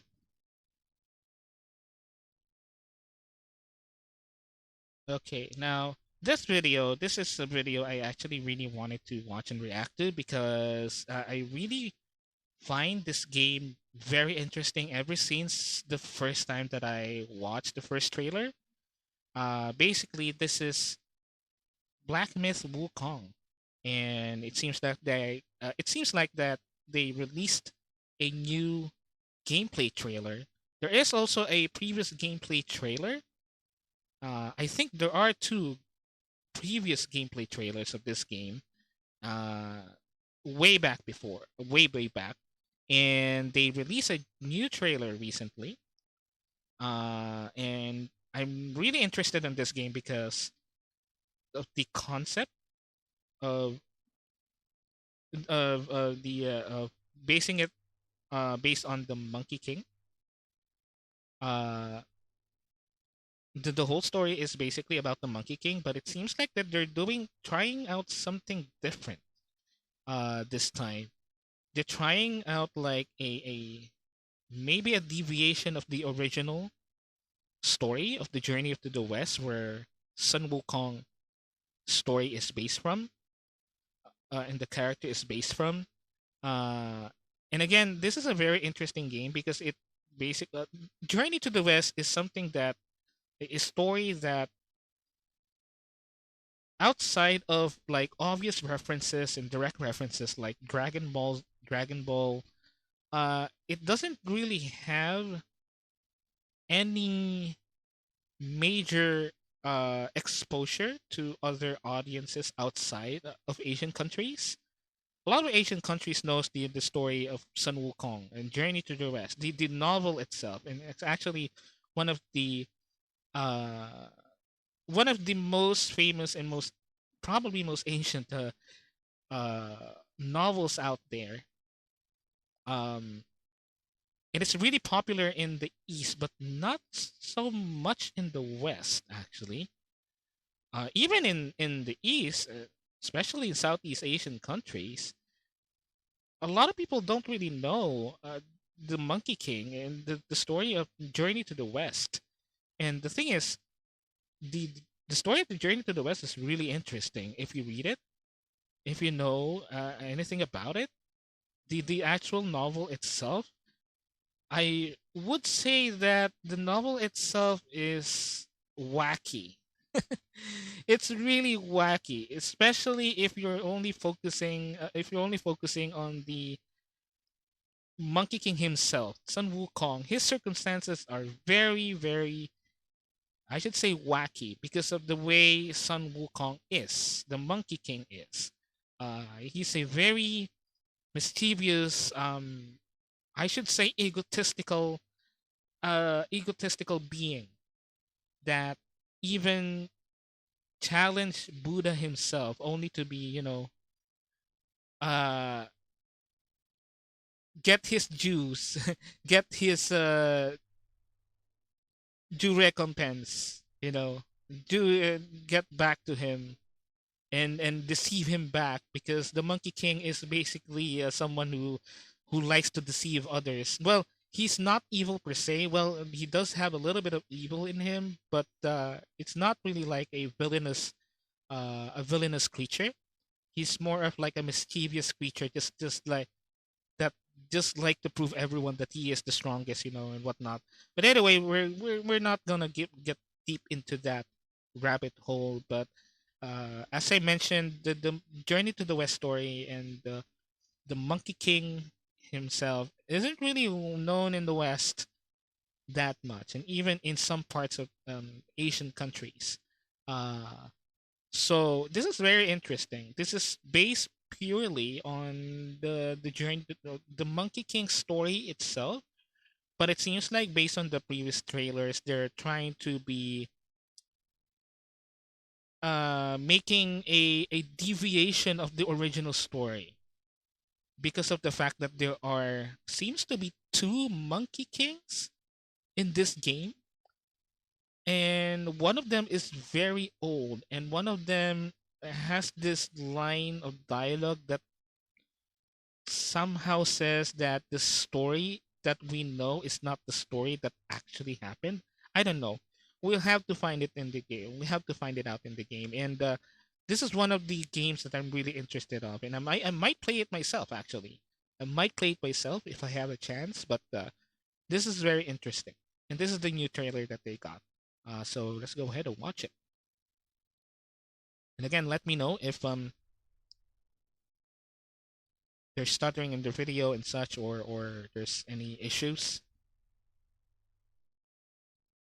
And go ahead and play.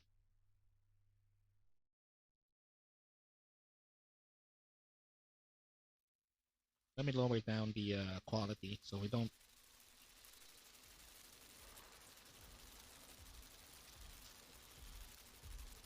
Oh, he's a bug now.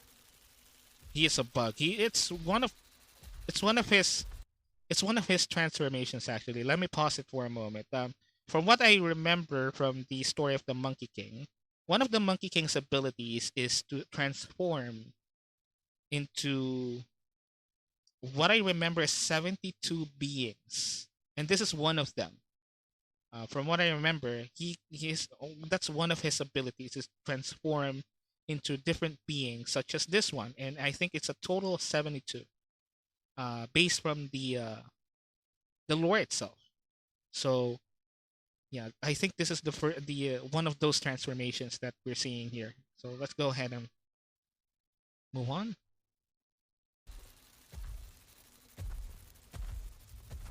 Ooh, what is that? What is that? That looks freaky.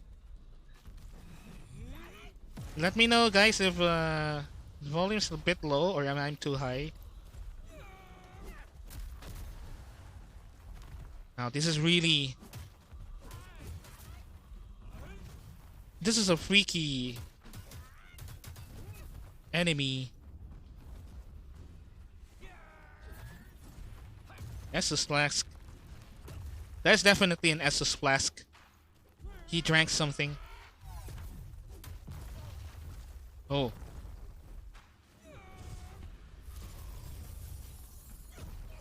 There you go. That's one of his abilities. That's also one of his abilities. If we go back, you notice that the Wukong made clones. That's actually one of his abilities as the Monkey King, is to make duplicates of himself, and now he's attacking the big head dude, and now he's running away. Like digital dash, and I was like, nope. He was like, here are my homies. You fight my homies, I run away. Oh god. He just let his duplicates just fight the guy. That is so funny. Yeah, it's basically Monkey Souls. It's basically Monkey Souls. It's a soulscape in essence. And I think this is like a bonfire.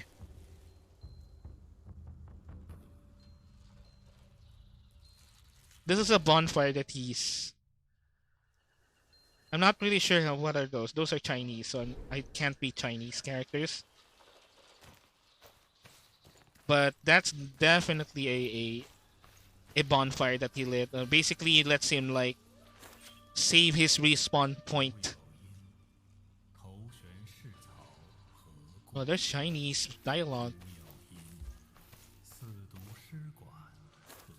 Yeah, too bad I cannot read, or I cannot understand Chinese.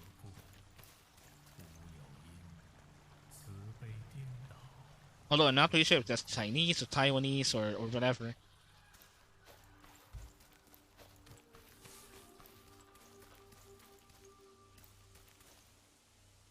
So he's speaking. Oh! Oh wow. What? That's an enemy? Wow.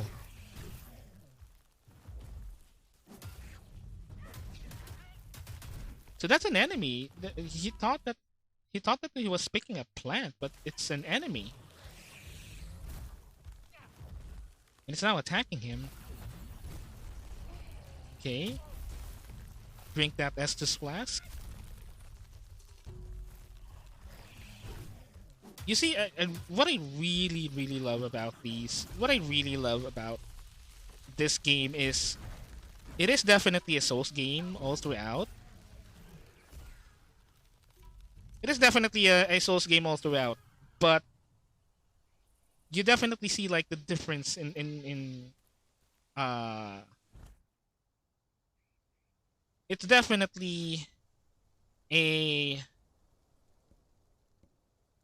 what you call it a I'm sorry, what they it definitely has like a different vibe to it, even though it's definitely clearly a Souls game in essence. uh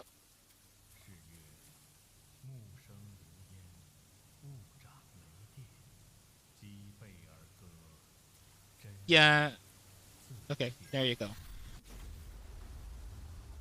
But yeah, it's basically it has like this quality to it. Oh, sorry, I'm sorry about that. You saw that. Don't mind that. I did ban him. Yeah, so you see on the screen that I did ban him, but don't mind that.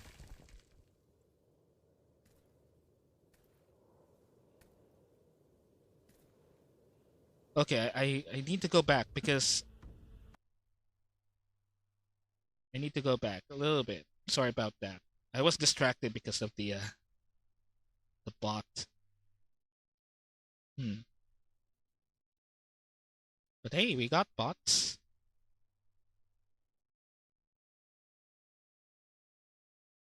Let's see. Du-du-du-du. Okay, there you go. All right, so let's continue. I wasn't able to watch that because I was a little bit distracted because of the bot there. But okay, let's continue.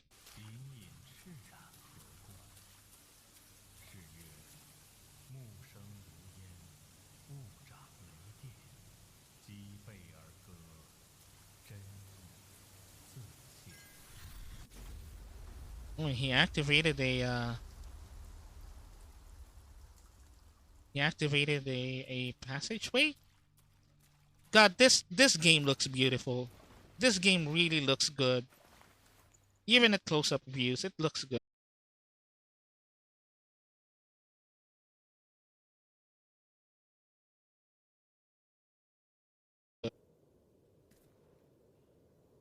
But it still has like its own like graphical flavor to it. Hmm. Seems like a boss. Oh, it is definitely a boss. Oh wow, it's a dragon. Wow. Yeah, it's definitely a boss.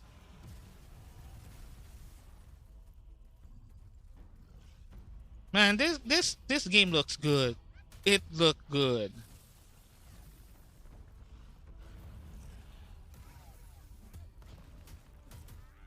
Even gameplay wise, it really looks good.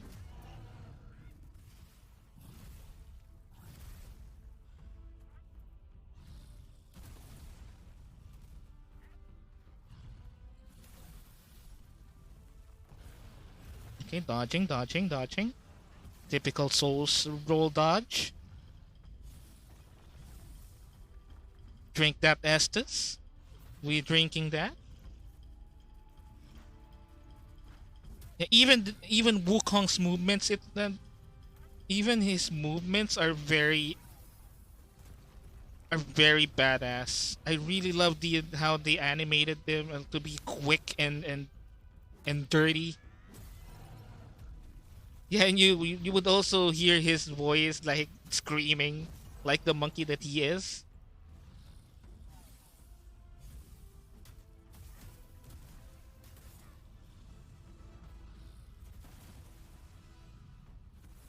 So it really looks good.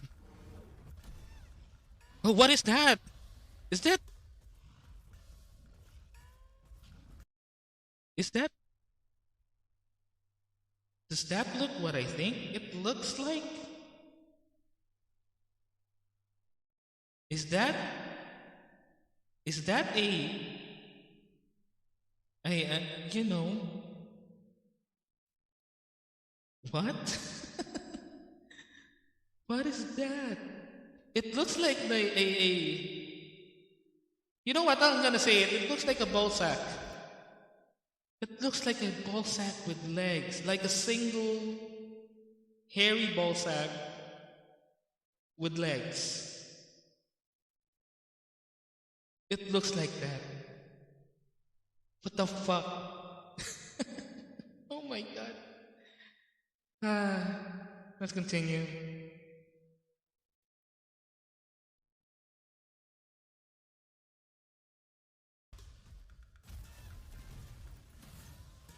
Oh my god, the music. The music. Even the music is goofy. Dwang, dwang. Even the music went goofy. Although, yeah, I mean, it might be, you know, Beijing, Beijing theater music. Ooh. I love that. I love that move. And then he turned back into Wukong. All right. Maybe the gauge, or maybe that's like the last attack, and that attack would turn you back into Wukong. Oh, we're going to the last phase.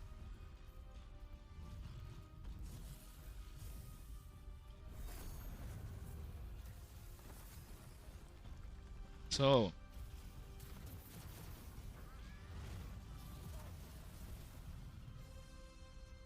wow, he's almost there. Like, you notice that he pulled out this like he probably is ultimate attack, and he failed. Like Souls games, man, Souls games. It do be like that when it comes to Souls games. When you're almost hitting that blow, that final blow, you'll be dead.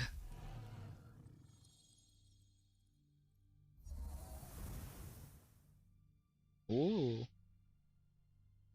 loot. Man, he looks good. Man, he looks good. This bastard looks good. This this monkey looks good. He looks badass, man.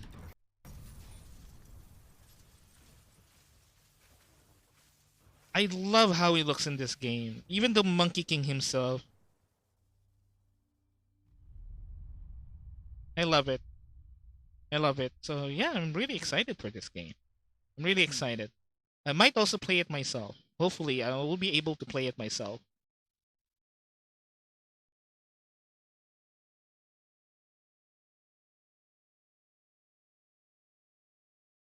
A nice looking game, even from a perspective of someone who also plays Souls games before.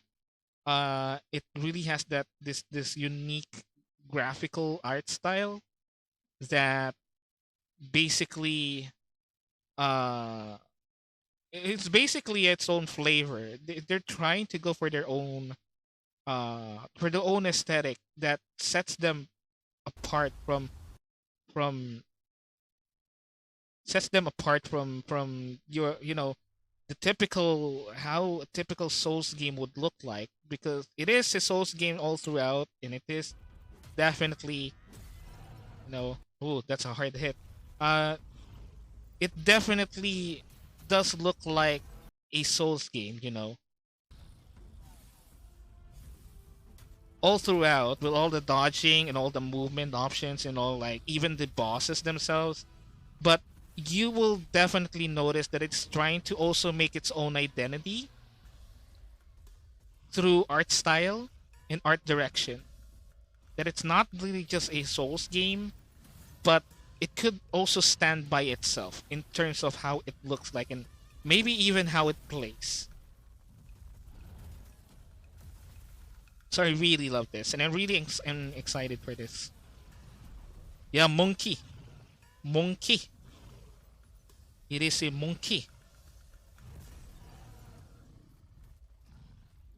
Definitely a monkey. Yeah, I'm really excited for this one.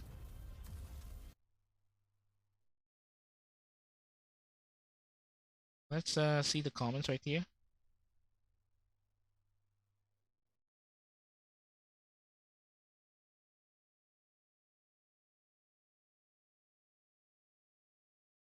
Yeah, all of these are like positive reviews.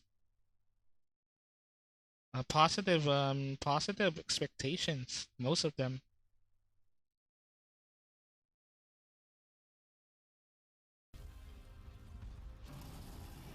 I really love this. I really love this, and I'm excited about it.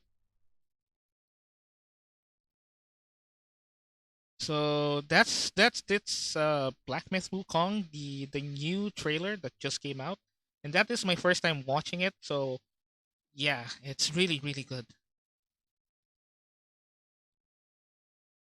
So what else? What else are we gonna watch?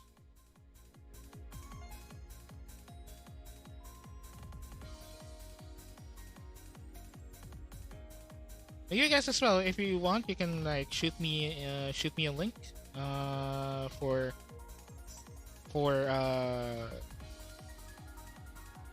things that we can react to. The best way the best way to find the secret behind the waterfall is to destroy the waterfall. Yeah, that's right. You know, when all else fails, that's just destroy it. You know? There are two different approaches in life. You either enter the waterfall or you destroy the waterfall.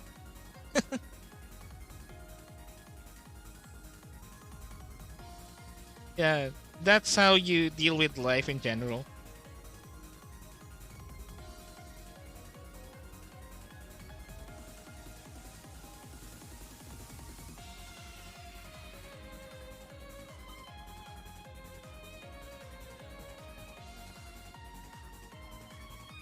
Okay, we got a link here.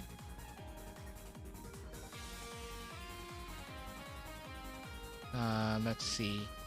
Give me one moment.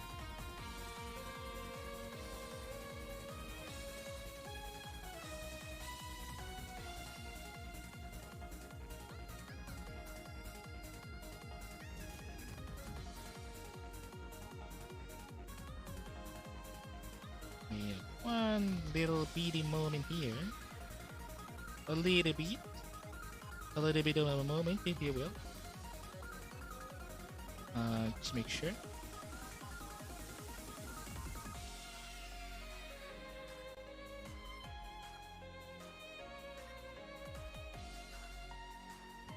Oops. Okay. Let's try this then. Okay, there you go. Okay, let's try this.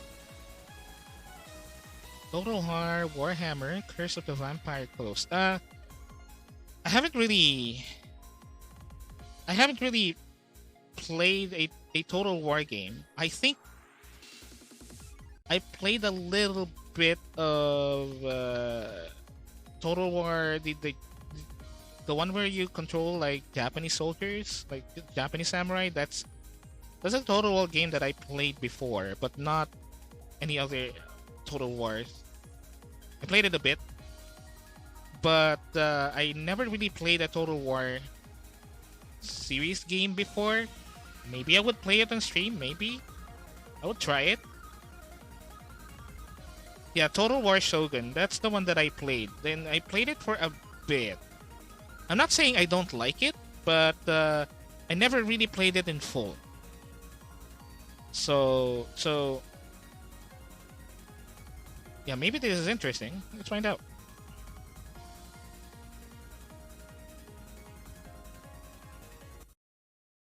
Let's see here.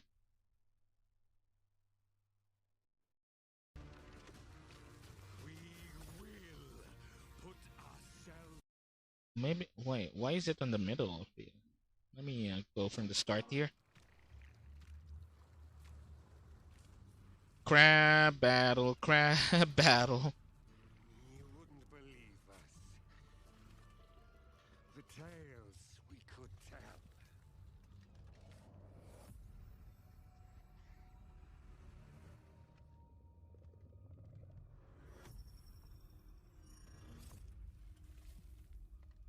Though, truth be told,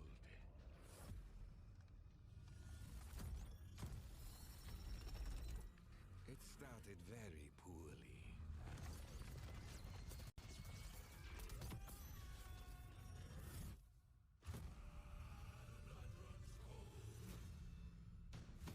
poorly. Okay. Games Workshop making bank again I was because you know they love money. now we are many. They love money. They love money so much. To sail the coast and down those lizard trinkets. And we will find them. Hmm. Ew. Ew. What's that? Ew. Ew. Ew. Ew. The hell was that? Ew. Warhammer? I think this is Warhammer Fantasy, not like 40k. Yeah, I think this is not 40k. It's Fantasy Warhammer. Because for those of you who didn't know, there are two like versions of Warhammer. There's Warhammer Fantasy, which is set in like a fantasy setting. And the 40k Warhammer 40k, which is basically like the tabletop war game, uh, where you know space marines, orcs, Eldar, you know, and they are in space in the future, the 40th millennium. I think this one is based on the fantasy one, which is I'm not really familiar with. I'm not really familiar with the Warhammer Fantasy lore, other than like a few information here and there, like Sigmar or whatnot.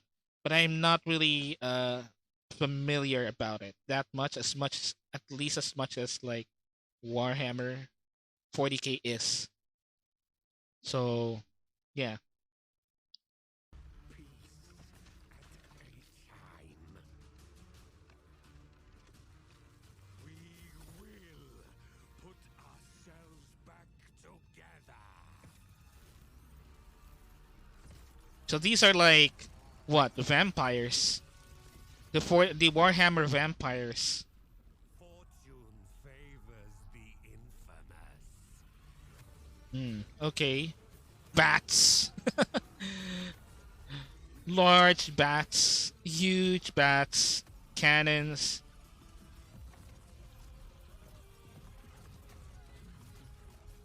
I mean, it looks good. Ooh, what? Imagine a coconut crab. Oh, wow, those are cool. Those are actually cool. Those are cool. Like ships, literal ships, ship mechas. Those are actually cool as concept. I love those. Total War Hammer, Curse of the Vampire Coast. Okay, yeah, it's interesting. Interesting. Again, I never really played a Warhammer, a Total War game, and I'm also not that familiar with the Warhammer Fantasy lore as much as the 40k lore. But yeah, it is interesting. No promises I'll be able to play it, but it is interesting.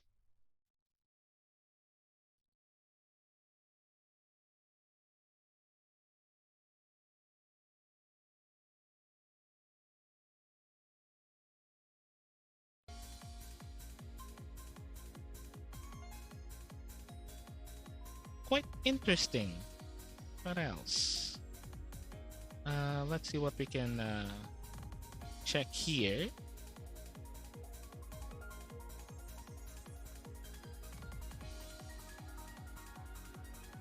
Let's see.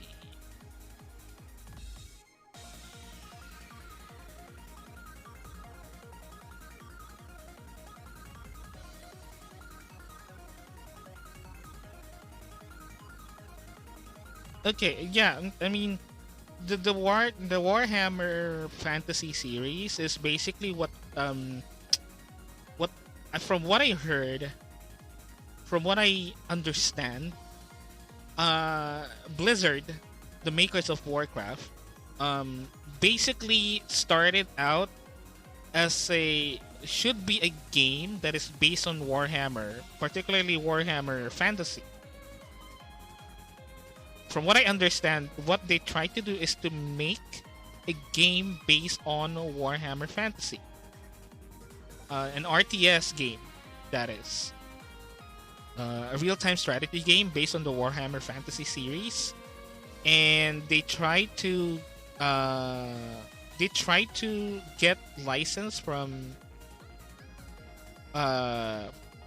Games Workshop about that. But apparently, Games Workshop wanted them to pay so much money for the license that they they said that, like, screw you, we're gonna make our own version, which turns out to be Warcraft.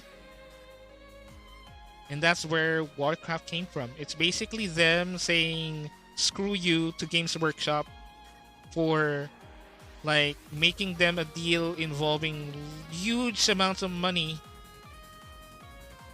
Games Workshop being, greedy, and them saying to Games Workshop to that we're just gonna make our own game with our own lore, whatever, and that became Warcraft.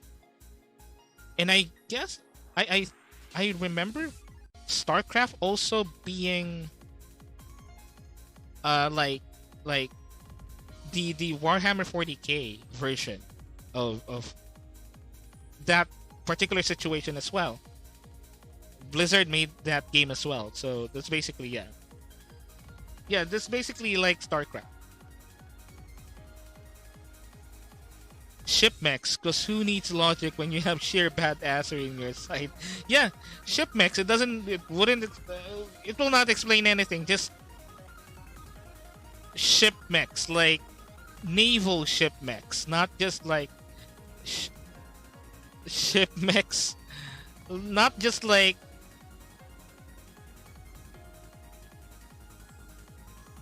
here ship mechs. Literal naval ships with legs and arms. It's so good. I love this idea. I really love this idea. I actually suddenly realized, yeah, this would work. This could work, and it's badass.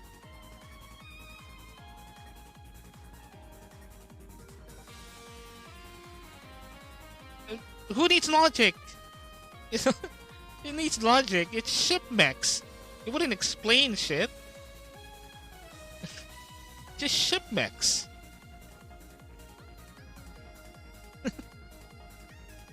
But it's so cool. It's really cool. I love the concept about it. It's just so nonsensical but badass.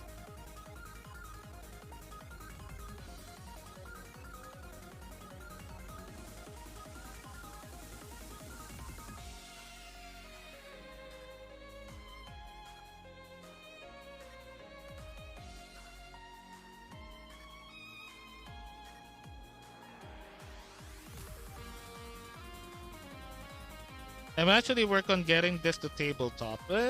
Yeah, you can definitely have it, converted.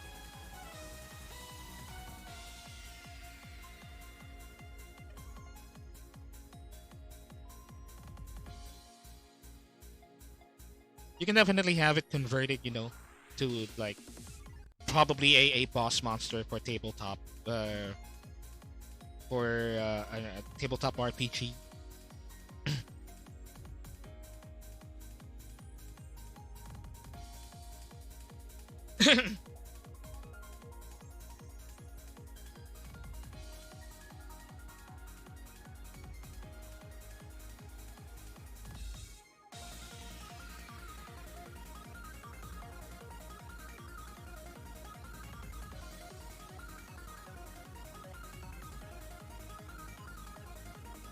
So, okay, let me just make some adjustments here. Um, because I'm gonna do something. I will actually try something out, and hopefully this would work. Just hopefully this would work. Let me adjust myself here.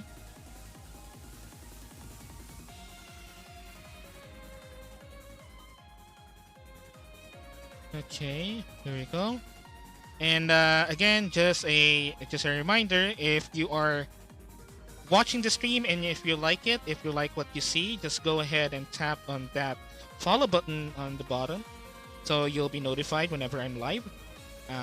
Again, I'll be live every Sunday around 4 p.m. Manila time, and that will be my main schedule. But I might be streaming at a random day within the week if I feel like it, and if that would be very good. It would be very good if you hit that follow button, so you'll be notified whenever I'm live at a random time, and even on my normal streaming time, you'll be notified. And it is okay if you just want to lurk and just watch the stream, but if you like, you can also type in the chat to interact with either me or other chatters. Where's my lower half? It's right here. Wanna see my lower half? I can show you. Wait. Just give me one moment here. I'm gonna show you my lower half. Oh, oh, here you go. It's my lower half right here. I can't move. Can't really move, you know. But that's my lower half. You're now seeing my lower half. And now I'm going back to my other half. There you go. Now I'll show you my lower half. Now show me. Show me your lower half now. I show you my lower half. You show me your lower half right now.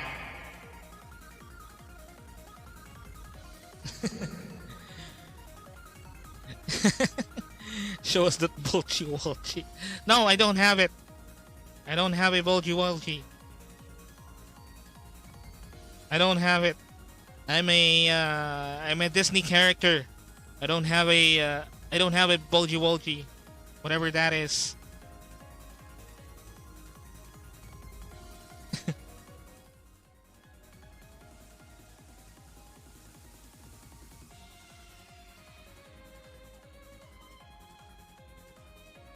Okay, let me try out something here.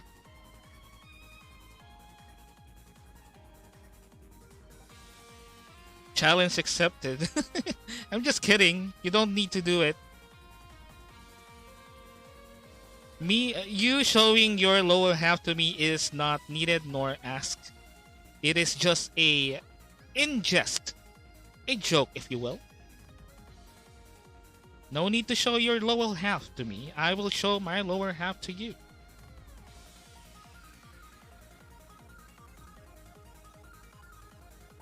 Now, there might be a chance I wouldn't be able to see your chats because, you know, whatever I'm loading right now, it actually loads up on full screen. So, there might be a chance that I might not be able to see your chats for a while it loads. And while it loads, it might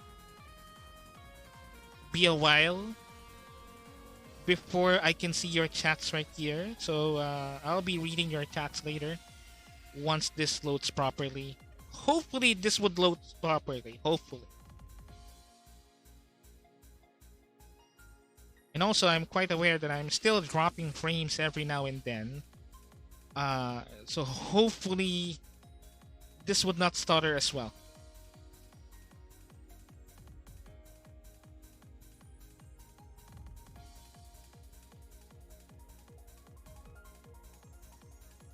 I'm just waiting for it to load, basically. So anyway, while we're waiting for it to load,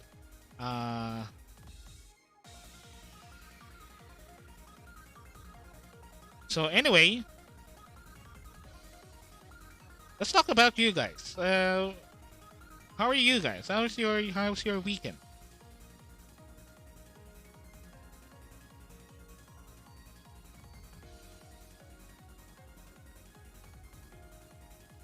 You can go ahead and tell the chat how's your weekend. Anything like anything that you can share.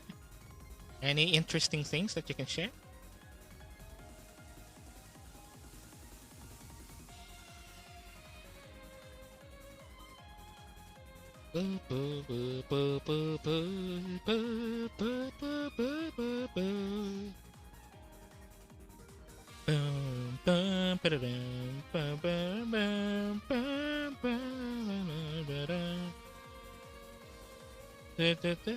We're just waiting for something to load. I'm sorry for the little bit of a dead hair there.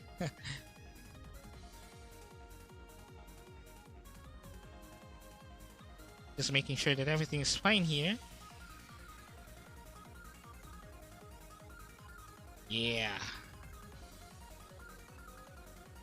Back, and I have been just playing Batman Arkham City. Good game. Oh yeah, it is really a good game. I did actually play it before. Arkham City, Arkham Asylum, and Arkham City. I played both, and I probably would say that that is one of those games wherein I deliberately completed everything. And I mean everything. It is basically a game wherein it's very fun to complete everything, even the side missions and even the collectibles, because it gives you a lot of like stuff that you can unlock in terms of like a story.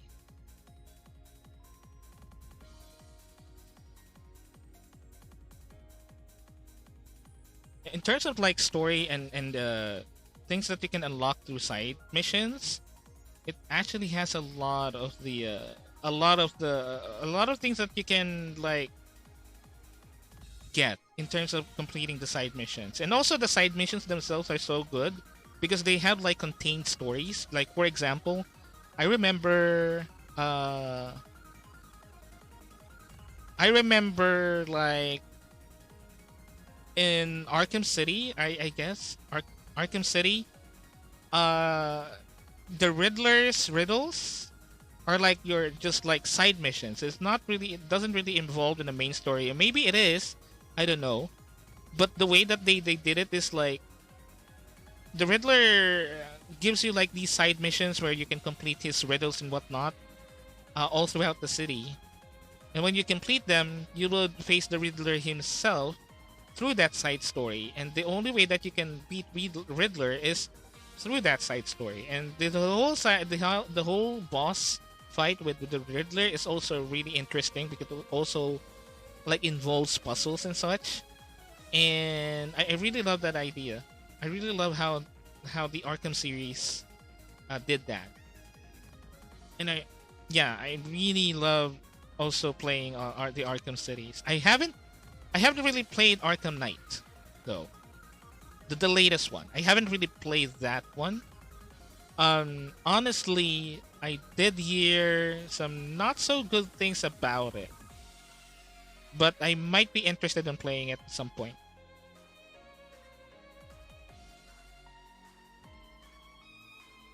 So, again, I'm trying to load something and it is on full screen. And right now, I'm only really using one monitor.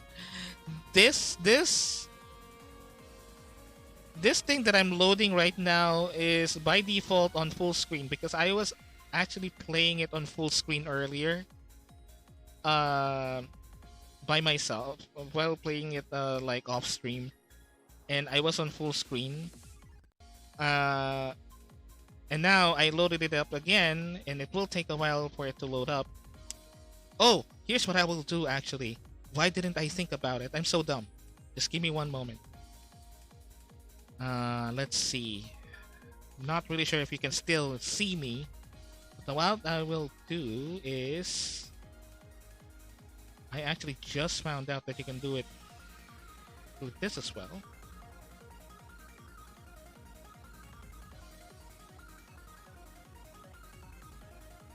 Okay, let me try doing this instead. Oh god dang it, it actually cut some of the messages here. But what I'm doing right now is actually accessing the chat through the phone and checking if I can see the chat through the phone. Because there's this stream manager feature on the Twitch app for mobile phones. So now I can see what you guys are typing.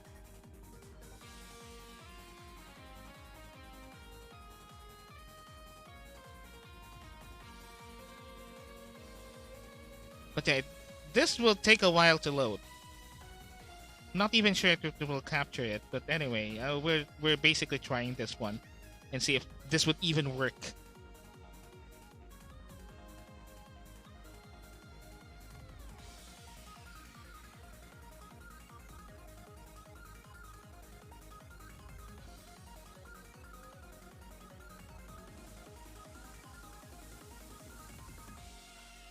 So okay, almost done. Okay, there you go. Let's try this. Let's see. Video settings, full screen resolution, 1280. Why? Okay, let's do it this way then.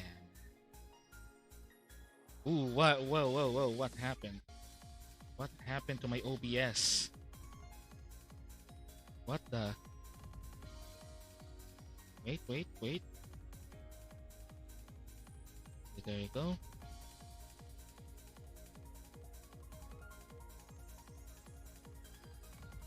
Okay, now I can see the chat, but I cannot. Alright. Let's see. Okay, now I can read your chats right here. It's able to...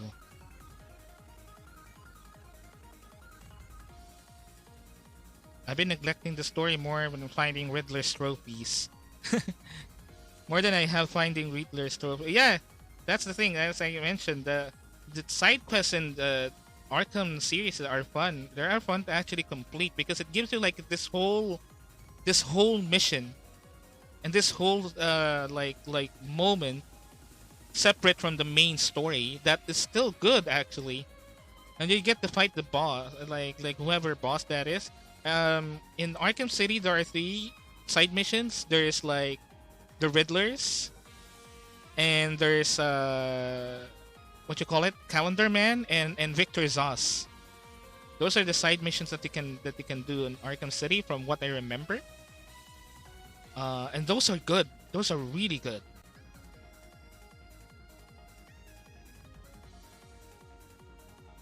Let's see.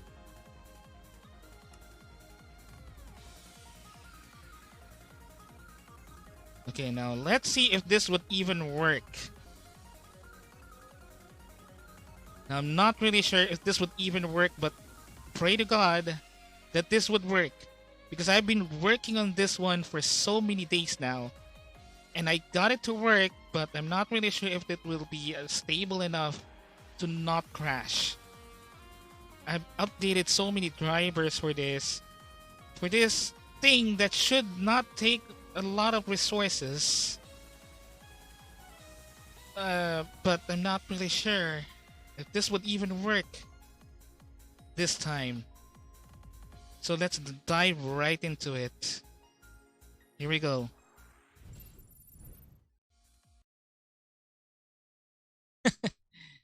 See, I want to play Minecraft.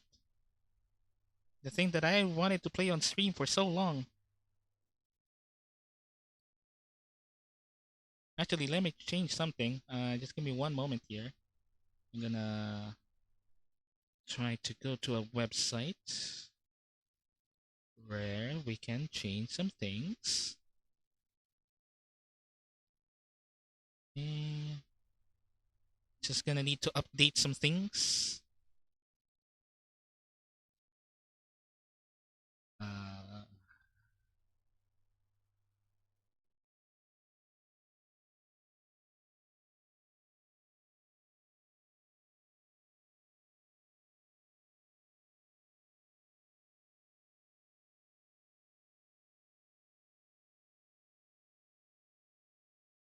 Let me change the.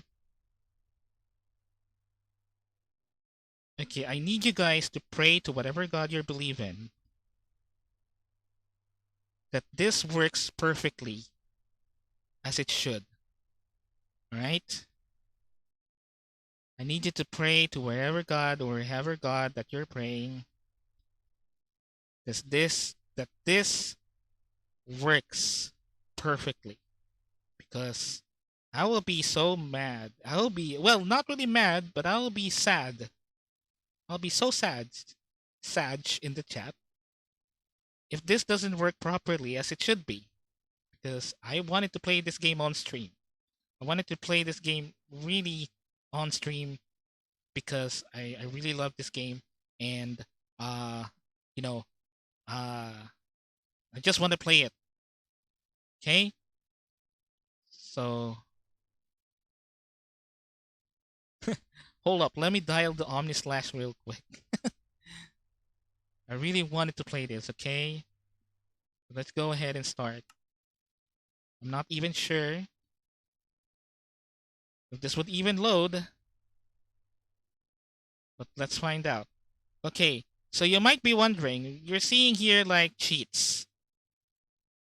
Don't worry, I'm not using any cheats. The reason why I turned the cheats on is because sometimes, the game, because you see in the game, this is a modded version. First off, this is a modded version of Minecraft, medieval mod, wherein it adds a lot of things to the base game, like classes and whatnot, new monsters, new items, new things to explore, new biomes.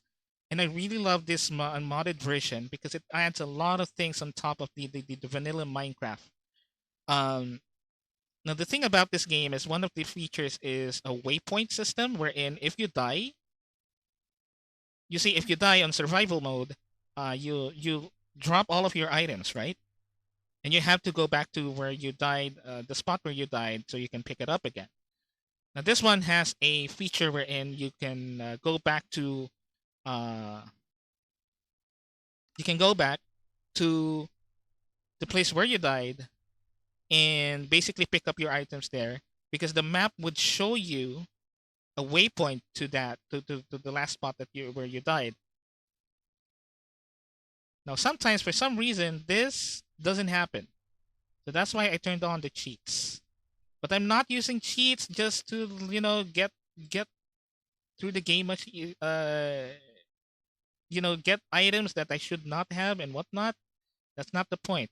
The point here is I'm using cheats so that whenever that thing happens, whenever unfair things happen, I would be able to go back and get things that I should have. All right? In terms of like things that I should be able to still have if the game does that. So that's the main point on why I turn on cheats.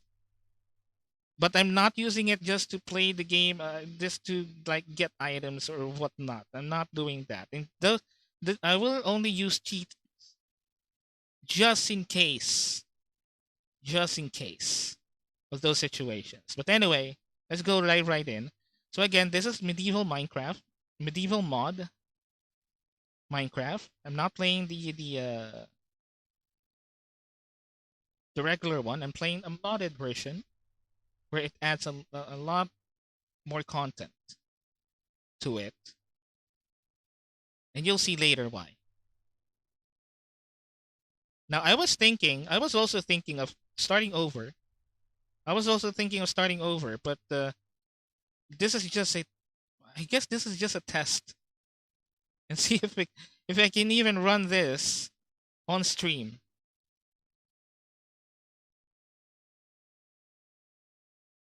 And so far, so good. And on top of it, I'm also using shaders that makes the game a little bit prettier compared to the base game.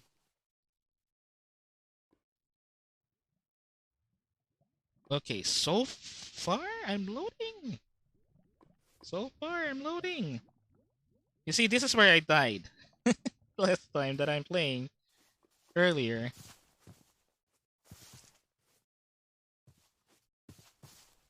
Yeah, this is medieval Minecraft. Uh, Let me make some adjustments here. I'm not really sure if it is the shaders that makes it a little bit slower. But let me know, guys, if there's like any slowdowns or anything that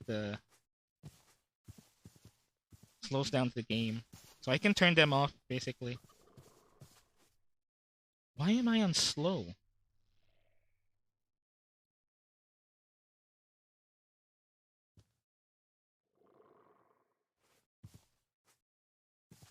And why cannot?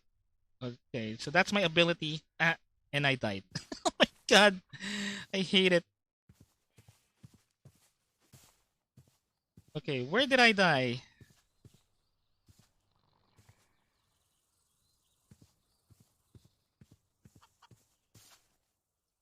Okay, let me change some things here. So yeah, I died. So that's that. Give me one moment here.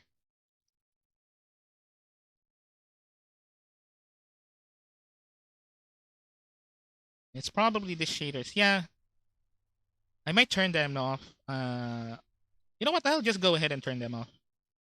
I'm just gonna turn them off for the sake of the stream. Disable. Apply. Right. There you go. I turned off the shaders. Hopefully this would like uh this would add some frames. But honestly, I'm running the stream on 30 frames per second right now because of the network issue. But this should also like improve the stream overall. Where is it? Keybinds. Where's my inventory? So E. It is E. Weird.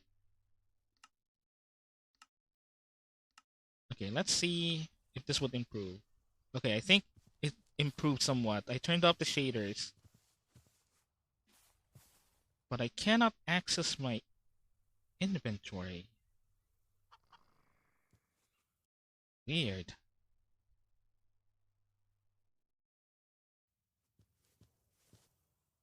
Oh, something weird is happening. I cannot use the mouse wheel. Hmm. Ah, God damn it. No. That's not what I wanted to do.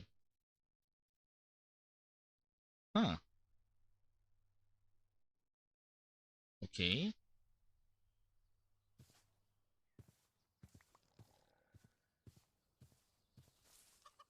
Oh, weird. This is weird. I cannot use my inventory, and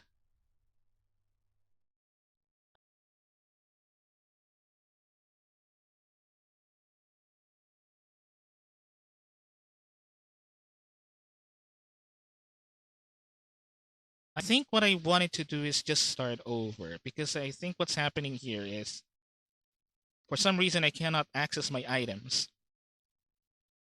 And I also cannot switch items. It's weird. Um let's do it this way. If for some reason it doesn't let me access items.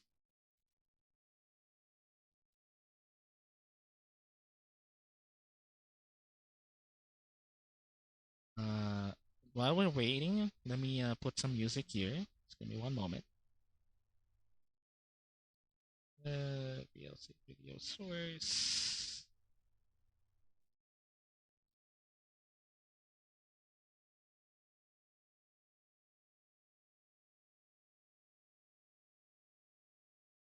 Gonna put in some something here that would fill the mood because we don't really have any music right now, so it's kind of boring. Whoa, Whoa, that's too loud. Too loud. Too loud. Try this one.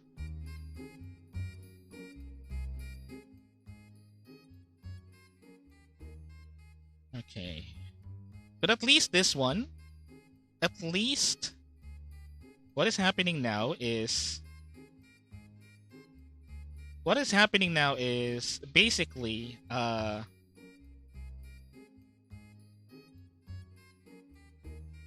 it's running a little bit smoother now, because what is happening before is OBS doesn't even let me fucking uh capture the game on stream. Like, it doesn't really even let me show the game on stream. Minecraft would just crash right then and there whenever I try to capture it. But at least right now, since I updated a lot of my graphics drivers, it's working really good now in terms of like capturing. It doesn't like crash. So anyway,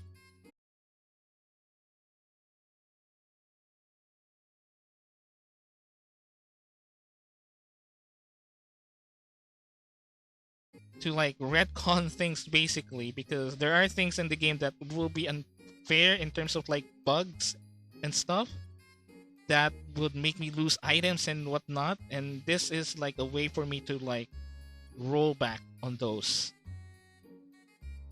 because honestly those bugs are unfair sometimes. So we're just gonna create a new world this time, because for some reason that thing is bugging.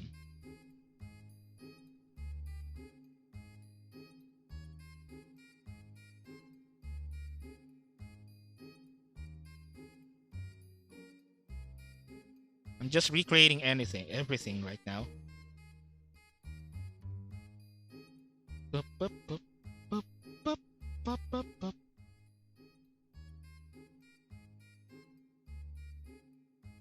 Just let me know if you guys let me know if the stream is stuttering and whatnot, or if I need to adjust my overlays here and whatnot, so I can adjust them. But anyway, we're playing Minecraft.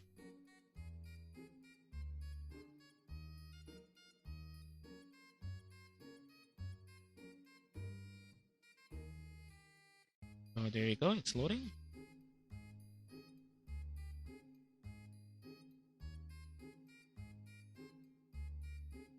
So basically, our objective here is just to survive in the meantime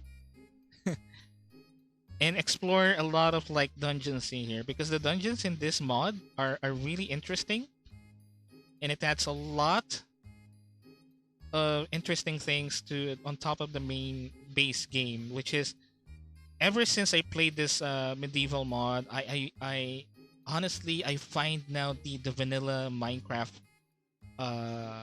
base game really boring, because they could have done this instead. It had so much things on top of the Minecraft gameplay, a lot of items, and I've been watching a lot of streamers recently playing this particular mod, especially other VTubers, uh, and they're really having fun with this one because it adds so much things on top of the base game. And it's really fun to explore because you don't really know what you'll be getting this time, because it's not the vanilla version. The vanilla version right now is quite well known to a point that everyone knows what they will expect from the base game, like in terms of biomes, the dungeons and whatnot. Uh, it just adds like it. You would see the typical things that you'd normally see at this point, because a lot of people already know like what you would expect on what you expect on the base game, and this especially for those people who have been playing Minecraft for so long. Uh, but this one adds a lot of things, and I've seen a lot of streamers playing it recently, and I found it very interesting. So that's why I downloaded.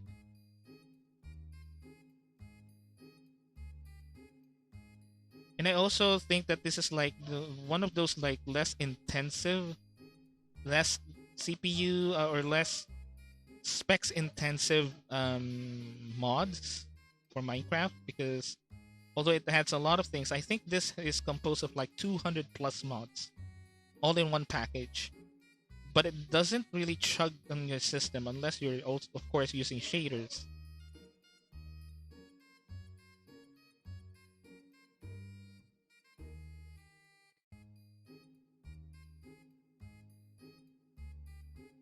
Okay, it loads really slowly because I think it loads a new world right now, because I just recreated a new world right here, basically. Maybe my PC is running slow. It takes a while to load.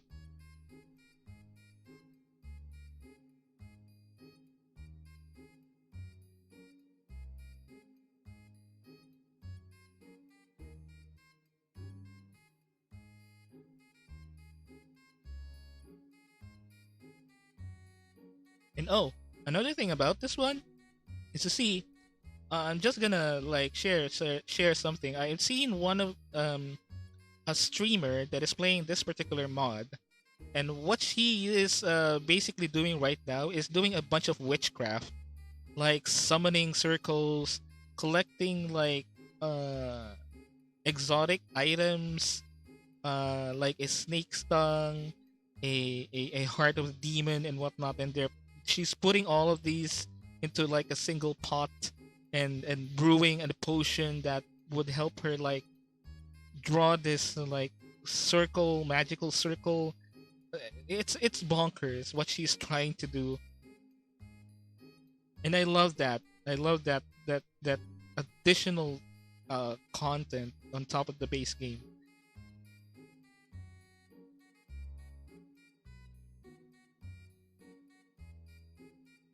Now the thing about shaders though is it doesn't really lag my PC if I'm playing by myself, you know, offline. But I guess on stream it will lag a lot because, besides playing the game, it also like I am also streaming, so my CPU shares like basically is doing double time. So yeah, here's the thing. Here's the cool thing about this mod. One of the things that you can do is to choose your origin, and basically what an origin does, what an origin does is it basically gives you like these skills and abilities, and also some penalties depending on the origin that you choose. So, sort of a human. Human is just base human, ordinary Minecraft experience, and whatnot. Another is an avian. The avian race has lost their abilities to fly a long time ago. Now, these peaceful creatures can be seen gliding from one place to another. So, these are the abilities. Featherweight. You fall as gently to the ground as a feather would, unless you sneak. Okay? Fresh air. I'm gonna show you what origin I was playing earlier. And anyway, this is the avian. Fresh air. When sleeping, your bed needs to be at an altitude of at least 86 blocks so you can breathe fresh air. So you need to be on top of something for your bed. Okay. Or else you cannot sleep, I guess. Like air, modifiers to your walking speed also apply while you're airborne. Okay. Tailwind, you are a little bit quicker on foot than others. Oviparous.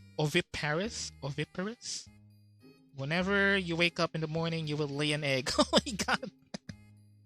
You just lay an egg. Just lay an egg. You just lay an egg. Okay, all right, fair enough. Vegetarian, you cannot digest any meat. Okay, all right. An elf. Elves are intelligent, long-lived, living residents. Avian sounds fun yeah, it does sound fun, but wait till you get to the other origins. The other origins are also good too. Uh, Elf. Their skills in archery prove useful from afar, but their frailness becomes an issue up close. Elves are expert marksmen. They deal significantly more damage using a bow than other creatures. Forest vision. Centuries of living in the forest has given the elves far better perception in the dark than most. Hypersight. Elves' enhanced perception allows them to keep track of an enemy for a while after hitting them, even if when they aren't in view. Okay, it's cool. Towering. Elves are substantially taller than the average human. Despite this, they are just as skinny. Oh, so they're like Enderman height, I guess. Okay, next is Steward.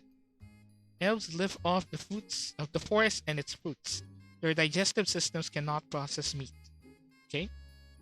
Spindly. Owing to their slender nature, the heaviest armored elves can wear is chainmail. Right? Weak melee. Elves are built for combat from afar, not up close. Their damage with swords and axes are reduced. Okay. Elves sounds cool. They don't really have like any deficits, that much deficits, except for like using swords and axes. Although I would prefer using swords and axes more than bows, personally. Goblin. Oh, this is good. Conniving and greedy, goblins excel in one-on-one combat and gain more loot from any other mobs that they kill. Although their small size becomes an issue against a group of foes. Oh, okay. Cunning. Goblins are cunning creatures. Their attacks do more damage than other creatures, and they gain more loot from killing mobs. Okay, alright. Sounds cool. Greedy. Goblins have a naturally greedy disposition. Anything gilded gives them significantly more benefit to them than it would to others. Oh, okay. Right. Loot Goblin. Nippy. Although short, goblins are most certainly not slow. Moderate increase to base movement speed. Oh, okay, I like this. Stunted. Goblins' poor diets and genetics prevents them from growing as tall as other creatures. Oh, they're short. Short kings, I guess. Frail. Being small has its drawbacks. Goblins' max health is reduced as their small size makes them prone to damage. So you like less hearts, I guess, on your HP bar. Goblin seems good. I want to try Goblin. Goblin D's nuts. Sorry. Moving on. Knight. Knights are valorous heroes who work tirelessly to protect the land. Okay. For honor and glory. What's a knight without his shining armor? Iron armor provides significantly more defense than it does to others. Skilled swordsmen. Knights are trained professionals in what they do. Any attack they make with a sword deals more damage. Okay. Valor. Knights are valorous men. In their dying moments, they fight harder than ever. Okay, that's cool. Maybe like a rage mode. Whenever you're close to death. Burdened. Burdened by heavy armor, knights have reduced movement speed. Okay, they're slower. Magic prone. With high physical damage resistance, it is only natural that attacks of a more spectral nature have increased effects on knights. Okay. I guess with like witches and stuff. Or maybe enchanted weapons. I'm not really sure about this, if it involves like enchanted weapons as well. Melee forever. Unskilled in the art of archery, knights are incapable of using bows. Okay, fair enough. Knight seems interesting if you're just like, pure damage type. Pure damage and defense. Okay, moving on. Arachnid. The climbing abilities and the ability to trap their foes in spiderweb make the arachnid perfect hunters. Climbing. You are able to climb up any kind of wall, not just ladders. Oh, okay. Master of webs. You navigate cobweb perfectly. and are able to climb in them. When you hit an enemy in melee, they get stuck in cobweb for a while.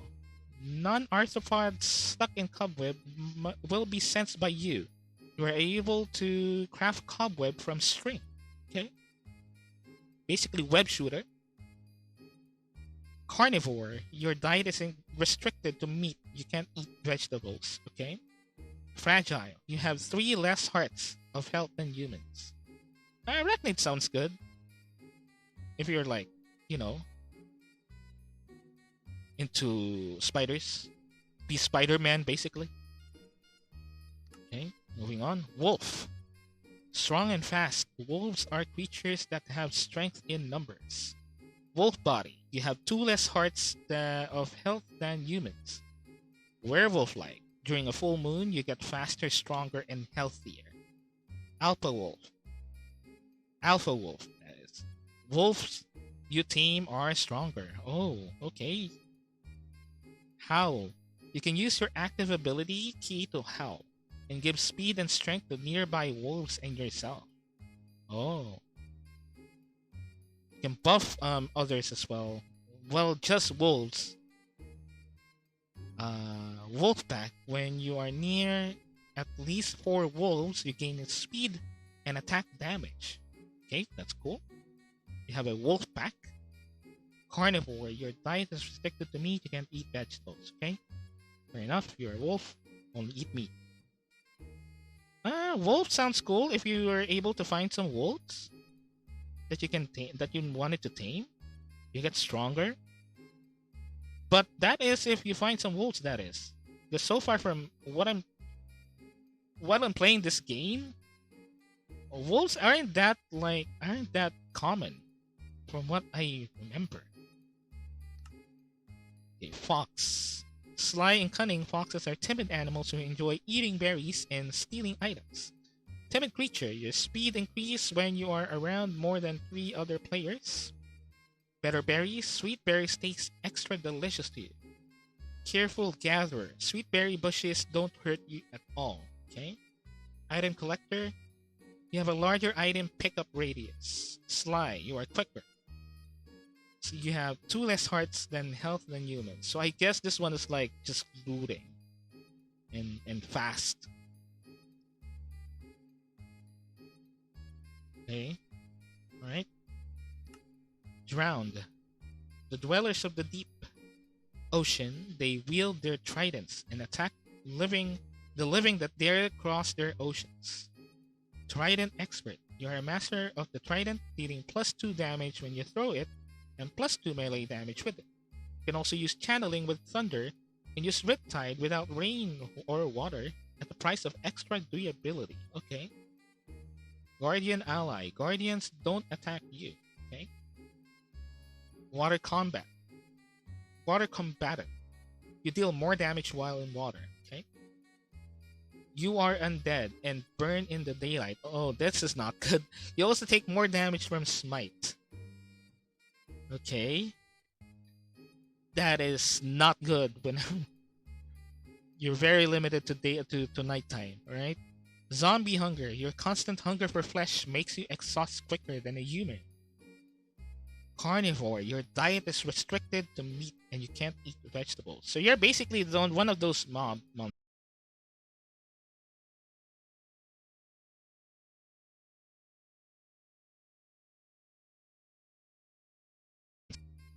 Okay, next up.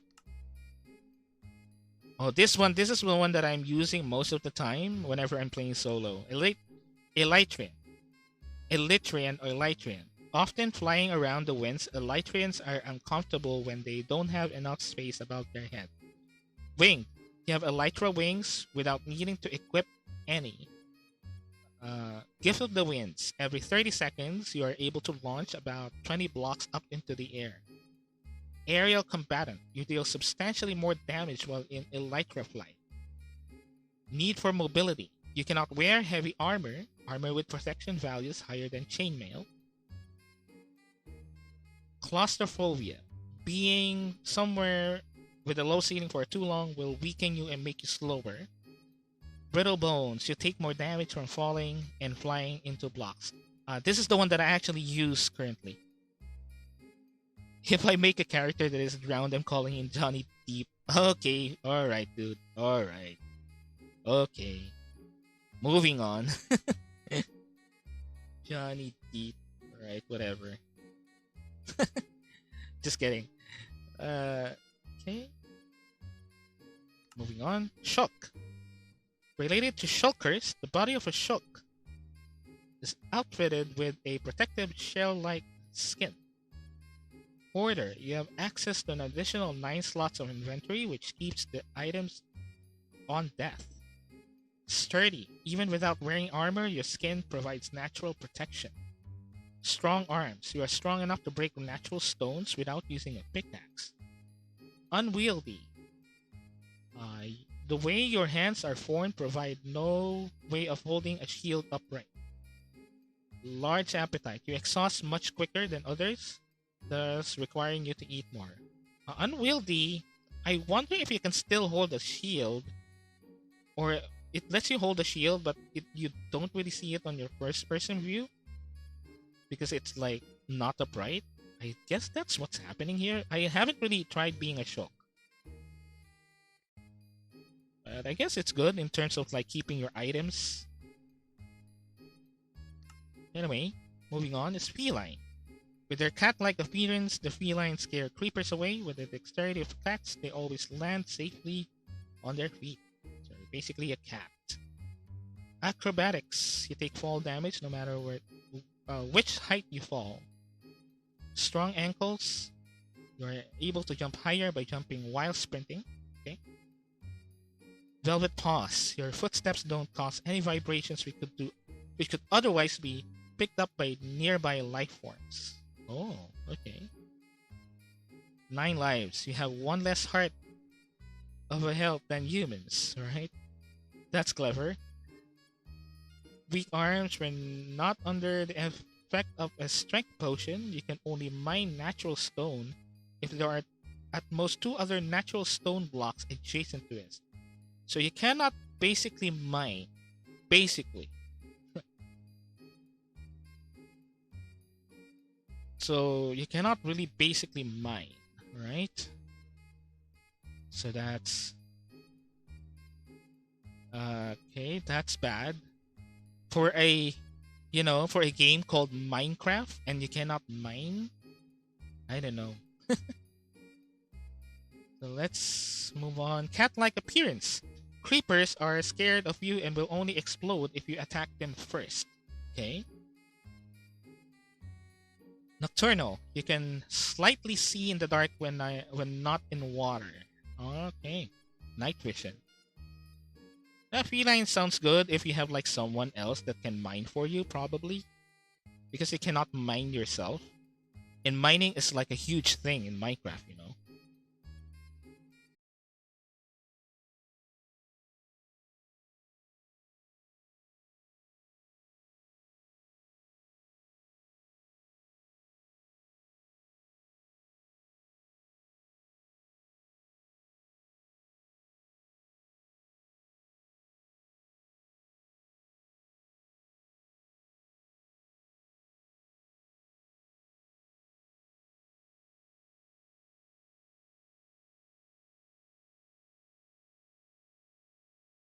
Me a heads up right ahead. I really appreciate it. Because if that's the case, I might need to reload the stream, reload my connection.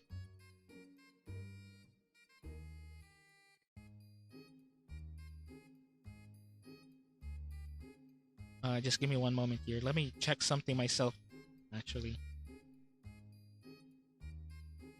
Let's see here. Oh, I'm not gonna watch someone else's chat, someone else's stream. I'm gonna be watching myself. Okay. It froze for me for a few, but it's okay right now. Okay. Alright, that's good. Yeah, it will freeze every now and then. That's the thing. That's why I wanted to Just let me know if the stream started super heavy. That is, I really would appreciate it. Okay. Just give me one moment here. Let me turn off something. Okay. All right, we're moving on. Next up is Arachne. Okay, this is the same as a spider earlier, I guess. So Arachne, humanoid arachnid half-breeds. Arachne are the size of a man with the dexterity and nimbleness of a spider. What could possibly go wrong? Climber. The fine bristles on their arachne's legs will allow them to climb up walls.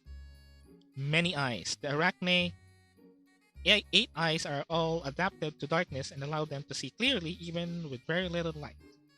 Venomous bite. Arachne's fangs contain venom, and every bite is a chance to poison their opponent. Web slinger.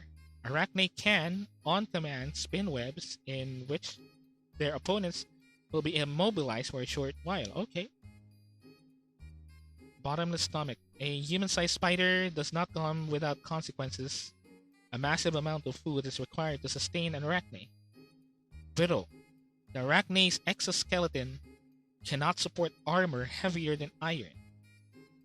Fragile exoskeleton. The arachne's exoskeleton is vulnerable to damage.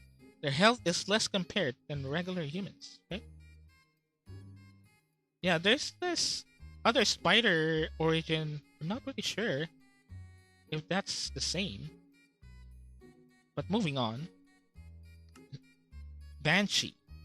Banshees are spirits whose cries can shatter glass and drive people to suicide. Ooh. They are also seen as an omen of death in mythology. Ethereal. Banshees possess the ability to become intangible at will, meaning that they cannot be affected by foes in the physical realm. Oh. This of course comes with a cooldown. Activate with a secondary power key. Hexed. Banshees are known for their cursing prowess. Every time they are hit, there's a small chance that the attacker will be consigned to a fate of slow, agonizing death. Sonic Shriek. Banshees are renowned for their supersonic cries, which can cause blood vessels to burst. Press G for a short period, you will find yourself dealing far more damage. Okay? Flesh Eater. Banshees feast upon the organs of the living. Their ethereal bodies have no desire for food or vegetables. Iron Aversion. Iron is lethal to banshees. They cannot bear to wear it. Immaterial. Being a corporeal does not come with consequence. Banshees have half the health of a living person would have. Okay? You're basically a screamer ghost. It has a lot of benefits. Daemon. Daemons are evil servants of Satan. This gives them numerous advantages, but it can also be their downfall. Demon Fire. Imbued with Satan's power, the daemon can release a burst of hell's energy on command, triggered with a secondary power key. Hellborn. When you live the depths of hell, a lick of fire is nothing to you. Daemons are immune to fire damage. Okay? Carnivore. A demon's bloodlust is insatiable. If it isn't the flesh of an animal, it's worthless. Unholy Deal. Demons can exchange some of their health for increased strength on account of the devil's influence, triggered by pressing G. Hydrophobe. When you live in lava your whole life, water seems to be quite scalding. Demons are damaged by being in water. Okay, that's not good. Impure. Demons do not receive the positive effects of potions such as regeneration or instant health. Okay? Overworld weakness. As an agent of hell, demons are not accustomed to the mobs of the overworld and take more damage from them. Okay? And demons, I don't know about demons. They could be cool. But they have more deficits than benefits, man, really. Hey, Fae. Beings of magic, Faes are capable of far more than regular humans. Whether that is a blessing or a curse, that is for you to decide. Levitation. Fays are known for their ability to levitate. Press G and you will begin to hover. Right? Just give me one moment. Let me switching some screens here.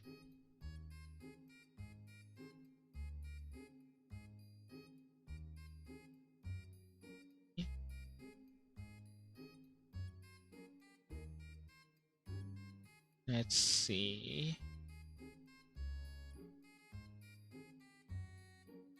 Okay, where was I? Alright, here we go. Fake. Let's see. Magic resistance as magical creatures themselves. Fays take less magic damage compared to other creatures. Regeneration. Fays are magic creatures. Press your secondary power key and it will regenerate health for a short period at the cost of your hunger. Allure. Fays are naturally alluring. Unfortunately, this means the mobs will pursue them from far away than would be other creatures. Okay. They're very popular. Diminutive. It's rare for a Fae to break 5 feet in height. They are small creatures, even smaller than the Weasley goblins. Oh, they're super small. Iron aversion. Iron inhibits Fae powers. It's unbearable for them to wear. Okay. Necromancer. Oh, okay. Now this is the one that I'm talking about. I watched a streamer that I follow that is playing this Minecraft mod, and she's a necromancer, and all she does is like summoning demons and whatnot using like magical circles. But anyway, necromancer mages learn in the art of raising the dead. Necromancers can raise an army from nothing. However, this morbid relationship with death comes with consequences. Hellraiser. At will, a necromancer can raise a circle of skeletons, blocking projectiles and damaging other opponents. Unfortunately, it only lasts for a short time. Resilient. Learning about death goes a long way towards avoiding it. Necromancers have increased health. Impervious. The study of death has made necromancers immune to poison, wither, and instant damage. Unfortunately, this also means they do not receive the positive effects of regeneration and instant health. Okay. Poison, but no regions. Poor reputation. Unfortunately, students of the dark arts are feared by the general populace. Villagers will refuse to trade with necromancers, and iron golems will attack them on sight. Oh, not good. This does, however, come with a bonus that they are accepted amongst the ranks of pillagers. Okay? Black Thumb. Necromancers only work with death. They cannot harvest any crops. They wilt and at their deathly touch. Yeah, Necro sounds fun if you're really like into the RP. Necro sounds fun. Disturbed. Learning the art of necromancy is traumatizing. Necromancers cannot sleep. Too scared to dream of what they wish they didn't know. Oh. They cannot sleep, literally. Unguarded. Enveloping oneself with arcane. In the arcane leaves you open to attack in the physical realm. Most mobs deal more damage to necromancers. Okay. If you're really committed to the RP, necromancers would be good. It sounds fun. Yeah, it actually really sounds fun. But you really have to commit with the roleplay, that is. Paladin. Oh, Paladin. Titus, if you're here. Paladin. Hey. So, okay, what's a Paladin? Soldiers of the Lord, Paladins excel in combat against the world's foul, undead creatures. However, their holiness leaves them vulnerable to attack from these very same beings. Holy fire. As a servant of the Lord, undead creatures cannot bear the touch of a paladin, and they combust when hit. Oh, okay. Holy instruments. An axe in the hands of paladin is a dangerous weapon. All axes deal increased damage, but swords deal less damage. Okay. Leech. Every kill regenerates a heart of a paladin's health. Oh, that's cool. Yeah, it's smite. Basically, it's a smite.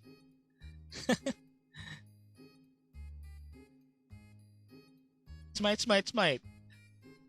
Yeah, it's basically it. Holy curse, as a servant of the Lord, paladins cannot bear to be in contact with impure beings such as undead mobs and take more damage from them. Well built, walking around in heavy armor all day is a chore. Paladins need more.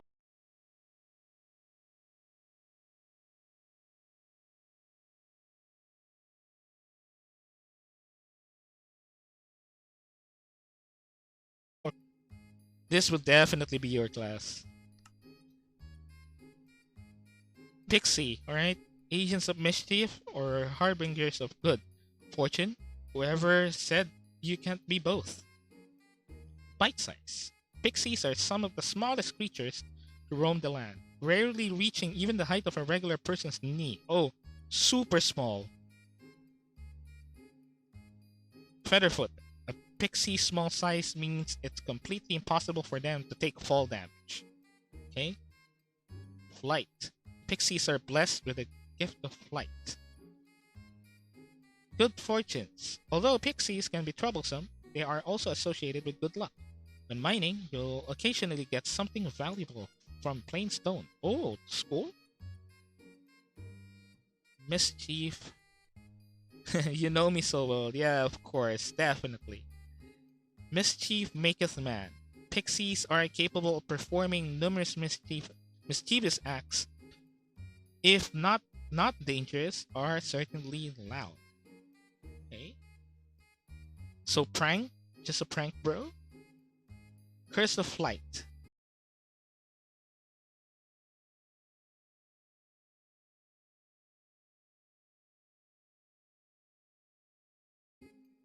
So, being as small as they are, water poses a significant threat to pixies. It hampers their movement and impairs their ability to fly. Okay? Troublemaker. Villagers know pixies by the legends of trouble when they cause and will refuse to trade with them. Alright? Pixies, very small, very cute, can fly, just prank bro. Just a prank bro. But cannot wear armor and cannot trade. Okay? Cannot swim as well, I guess. Plague victim. Carrier of the plague, it affects the victim's daily life yet does not kill them. Used correctly, can be a powerful weapon against their foes. Okay? You have you basically have like leprosy, I guess. Gangrene. Foul aura. Foul aura. Plague carrying fleas swarm the victim. Being in the general vicinity of them is not beneficial for one's health. Okay? Plague immunity. Although the plague affects the carrier, they do not suffer the brunt of its symptoms. Carriers are immune to poison and wither. Okay? Risk of transmission. Every contact with the plague victim is a 50-50 on whether you will contract the disease or not. The opponents best pray that they get lucky. Contagious. The plague is highly contagious. Villagers will refuse to trade with you out of fear of contracting the plague. Insomnia. The horrible welts make sleep impossible for the carriers of the plague to sleep. Sensitive skin. The plague causes welts and lesions upon the skin, which are tender and painful to touch. As a result, victims cannot wear armor for the pain it causes. Aw, that's sad. Skin and bones. The plague causes rapid muscle atrophy, resulting in reduced health and speed. Okay. This is hardcore. This is basically hardcore mode, technically.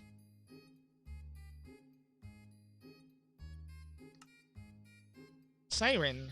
Alright, Siren. Sirens have an ensnaring beauty and an evil nature. Their irresistible beauty being the downfall of many a sailor. It's up to you to use this power to its full advantage. Siren Song. Sirens are known for their alluring calls. Press G to make all mobs around you neutral until hit. Does not apply to bosses for obvious reasons. Oh, okay, this is cool. Basically charm them. Sirens, being a subset of mer people, can survive in water and swim with increased speed. Okay? Holy water. Sirens have regenerative powers which are at full force when they are in water. Out of your depth. Excuse me, just give me one moment. Let me adjust my seat here. Ah, okay. Just stretching out. Sorry about that. Sorry about that. Okay, out of their depth. Although sirens can survive just fine on land, it's not their natural environment. As such, their regenerative abilities do not apply, and any damage taken can only be healed with potions. Prone. While sirens can regenerate their bodies, they are weak to blunt force. Melee attacks do more damage to them. Flammable. Sirens are in fire, do not mix well. Any contact with flames result in an instant death. Be sure to warn your step in the nether.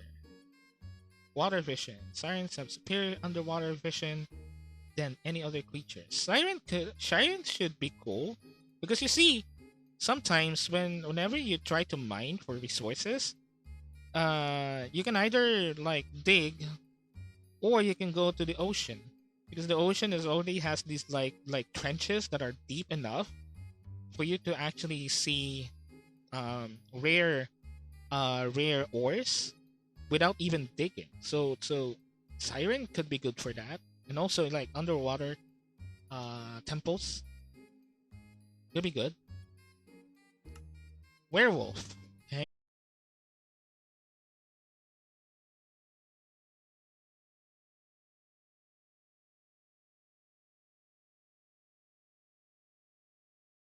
Wolves to turn a wolf at night has an effect on a beast person's stature, strength, and health. Werewolves eat werewolves eat like a wolf, even when not transformed. The only food they can eat is meat. Silver aversion. Werewolves are very weak to silver. They cannot bear to watch it. To wear it, rather. Iron acts as silver. Ah, no iron. Okay. Drained. Increased prowess at night does unfortunately come with consequences. In daytime, your health and strength are reduced. Insatiable hunger. Werewolves are constantly looking for their next meal. Their appetite is much greater than average. Okay. Actually, guys, be right back. I'm just gonna take a real quick peek. Just be right back. Okay. I'm gonna go with a BRB. I'm just gonna do a BRB screen. Just be right back. Just give me one moment.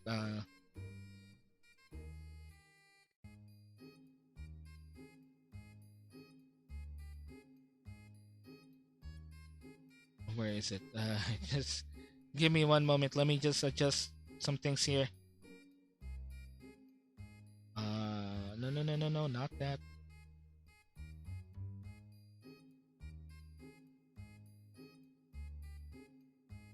Okay, just be right back, really, really quick. Okay,